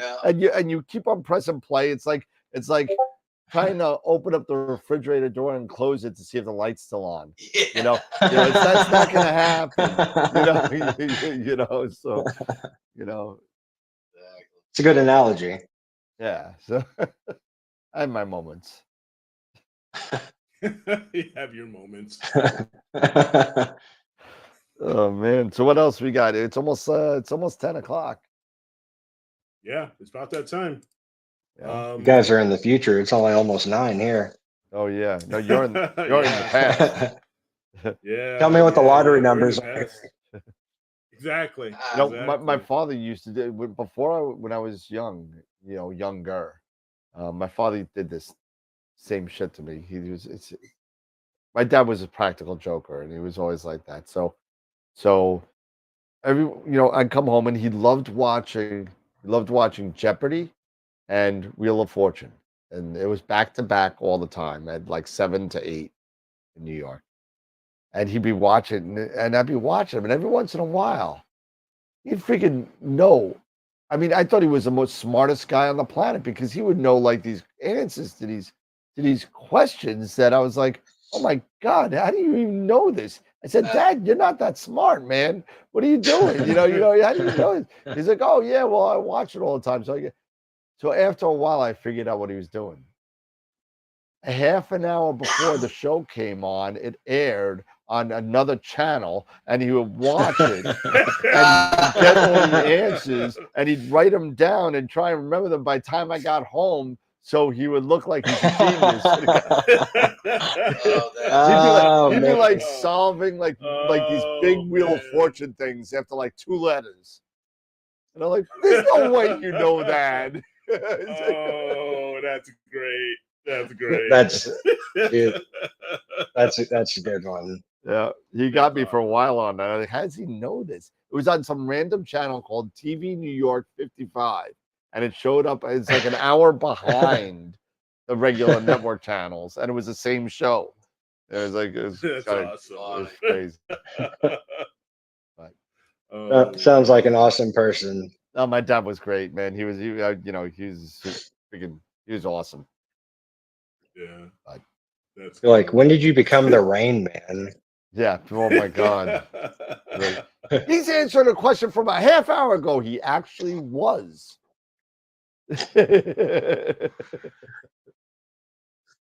Oh man. But anyway. All right. I digress. Yeah. So it's 9 to 10. 9 to 10. Did the Rangers lose? It's not over yet. 9:30 left. The third. They're winning 2-1. You suck just as bad as us. Sturgeon's standing on his head. Yeah, I hear you. But You guys y'all do any Milky Way photography? I can't even see the Milky Way from where I am. So I tried it with my cell phone up in Michigan, up in northern Michigan. And I didn't have anything to kind of support it, keep it steady, but you can kind of see it. Yeah, I the last time I actually did any Milky Way was a few years back when I went to New Mexico. Oh, nice. And yeah, and started. Oh, we scored. Airbnb. Game over. No, Nope. Ovechkin scored. Fucking guy, just Oh, break the record already. 10 away, 884. How many games left? 20? 15, 17, something like that. 17, 10 and 7. He could do it this year. He could do it. I'm He's going I think Friday, he's by gonna the way. I go. won't be here Friday. I won't be on Friday. I'm going to the game. Yeah. I won't be here Friday either. I'll be in Canada. Oh, Oh, I talked to Sean. Yeah.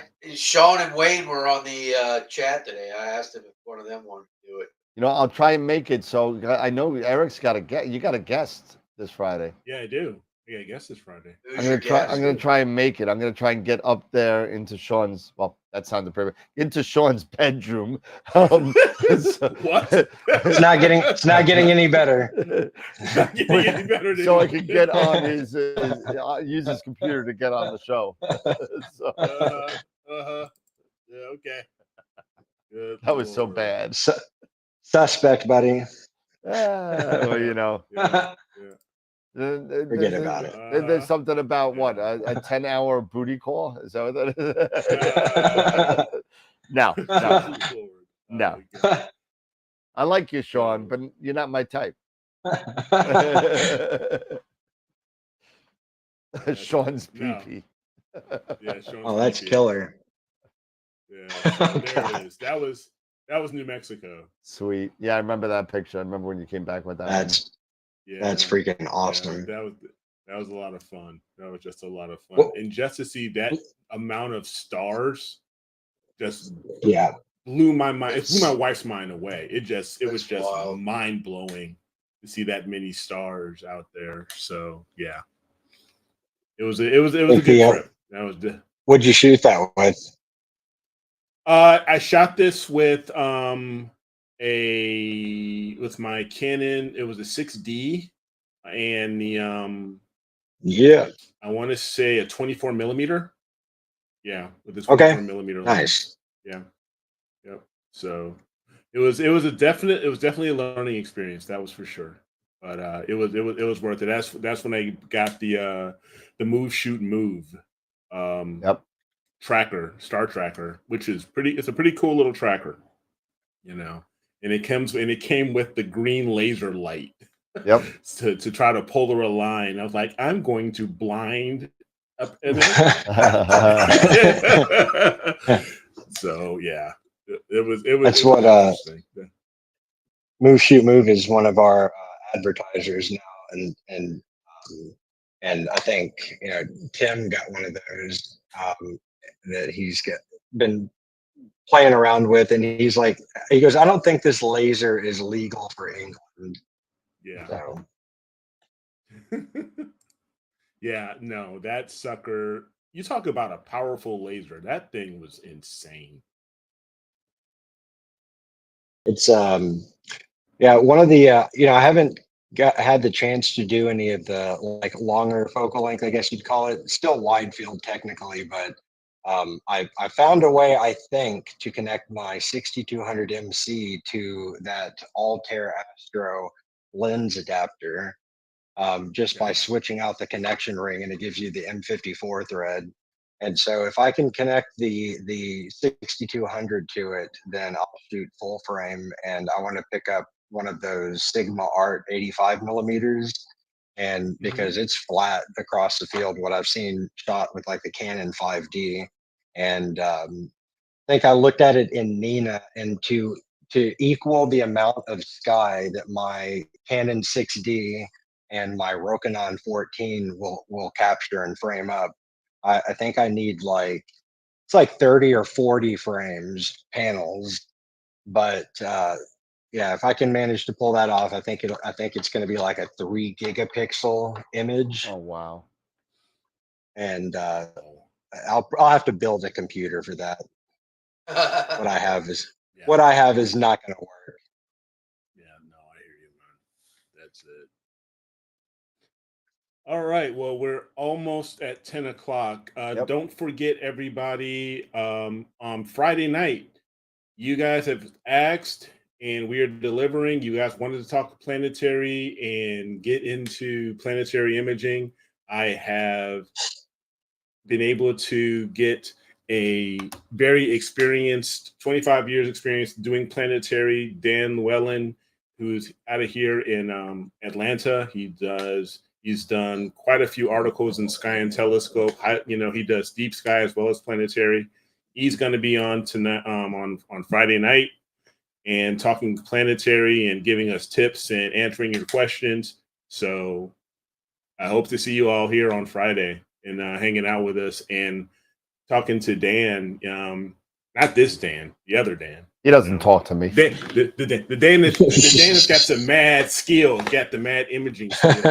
Oh, I got skills. Shots fired. I got skills. I just don't, I don't show them. I'm a very private person. No, He's that's why you humble. just want me to, you just want me to process them for you. You got skills, all right. I got. Oh man, I will acquire the images with the best of them. Not a problem.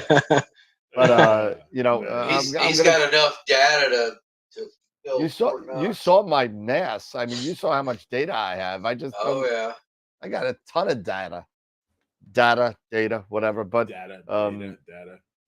That's not true. I'll definitely be here Friday to check that out. I'm trying to get back into planetary. I just asked this guy to measure absolutely. the outside diameter of his dew shield for the 71F, the ASCAR. He said 2.75 inch. The outside diameter of a dew shield is 2.75 inches.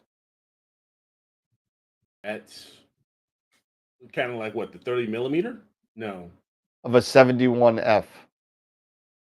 71 millimeter scope. So 2.71, isn't that like 60? Isn't that like 68 or something? The dew shield is not 2 inches. Right. No, Dew shield's like it's not 2 inches. Yeah, it's much longer. 8 It's inches. much longer. So Yeah. Oh, the length of it, So- not the diameter. Yeah, the length. So Dustin, where can they get more? So to recap, Dustin, where can they find Amateur Astronomy magazine? So it's going to be Photography magazine, rather. it's gonna be on Facebook. I mean, I have a public profile on there. Just search my name, Dustin Enfinger. I'm Starlight_Painter on Instagram, and then also amateur. It's Amateur Astrophotography Magazine on X.com. And the website should be up and running by Friday, and that's going to be amateurastrophotography.com. Nice. So nice. that's it. Cool. Or just contact us. You can get me directly at by email at amapmagazine.com gmail.com. sweet. Awesome. Sweet. All right. Well, that's it. So we're at Final 10 o'clock. thoughts? So for me, again, Dustin, thank you for coming on and hanging out with us. It's been a blast. Thank you for sharing your passion and experiences with astrophotography with us. So, and we look forward to having you on again. So the door's always open, man. So whenever you want to come Absolutely. on. Yeah, thanks for having me on here, and maybe we can do something post-NEAF after we've recovered. Yeah, after the recovery. Absolutely. Absolutely. Yeah, you're gonna need about 3 days to recover from that one. So. That one. But yeah, as far as other final thoughts, no, just again, thanks everybody for hanging out with us. Hope you enjoyed this content. Don't forget to give a thumbs up before you leave, or when you see it on a replay. Don't forget to give us a thumbs up. It really helps out this channel and the show to let us know that you guys are enjoying this, and leave comments too. So those always help.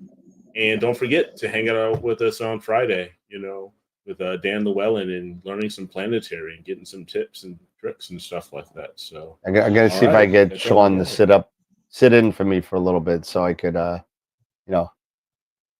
make it up there. I hope I make it up there by 8. I'm hoping that. So. Okay, that's the plan. Oh, okay. But we'll see what happens. Customs may have other plans. So. Gotcha. Hopefully they use a rubber glove. Moon River.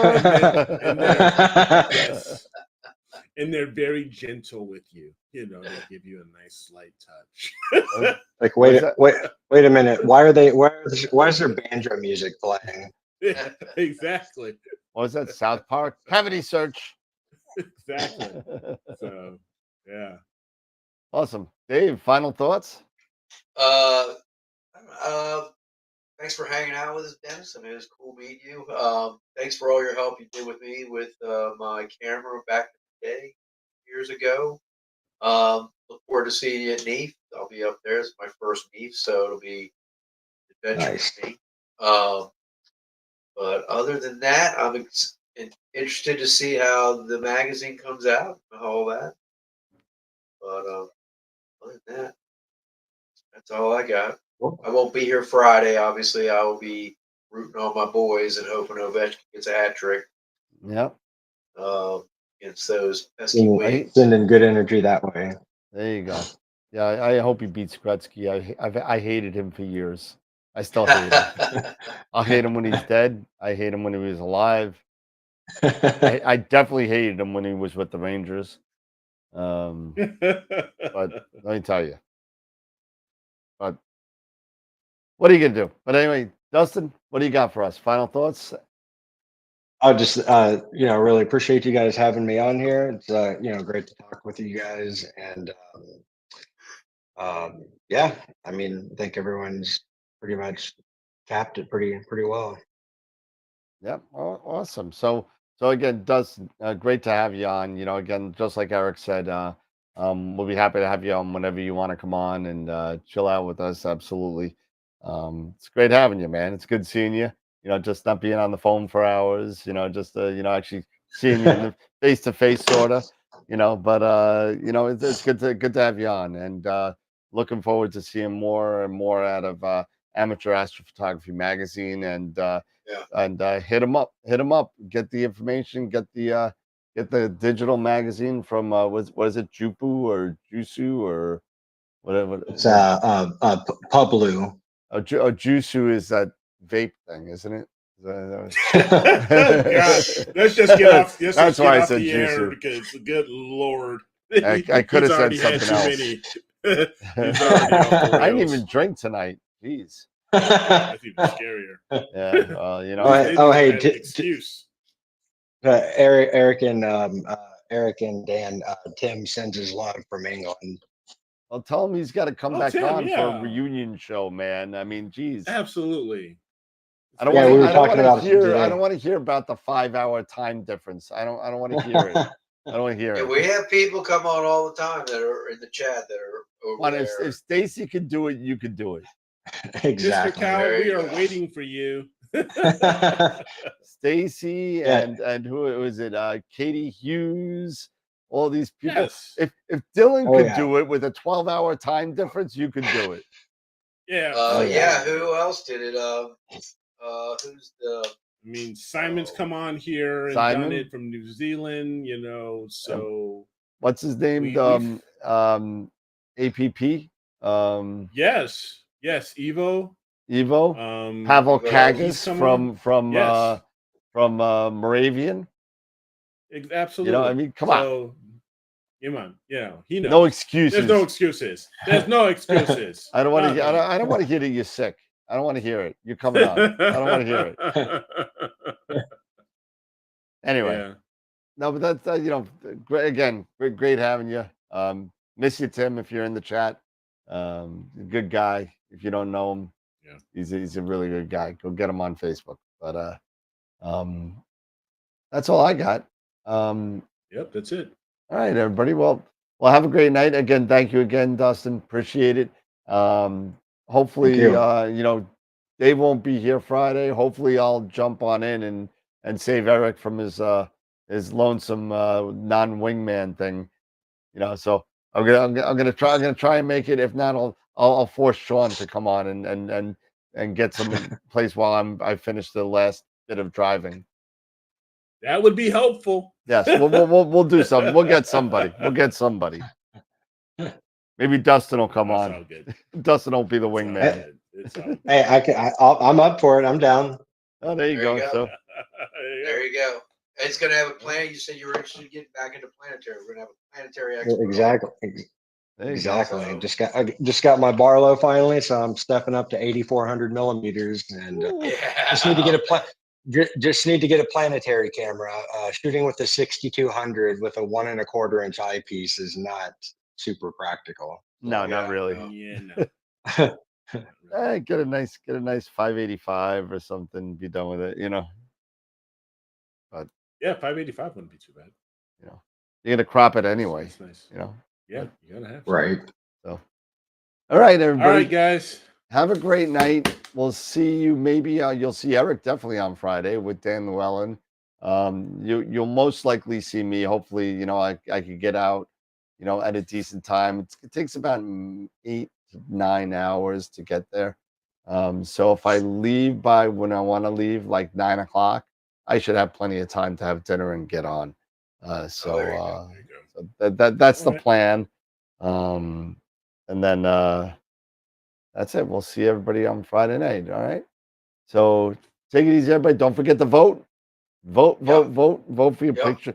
Both of them. Stop being lazy. Both of them. Yeah. Scroll down to the bottom. the way down. You know, scroll down to the bottom. Mhm. I know it goes back up. I don't know why it does that, but it goes back up to the top. You got to go back down. I never figured out why.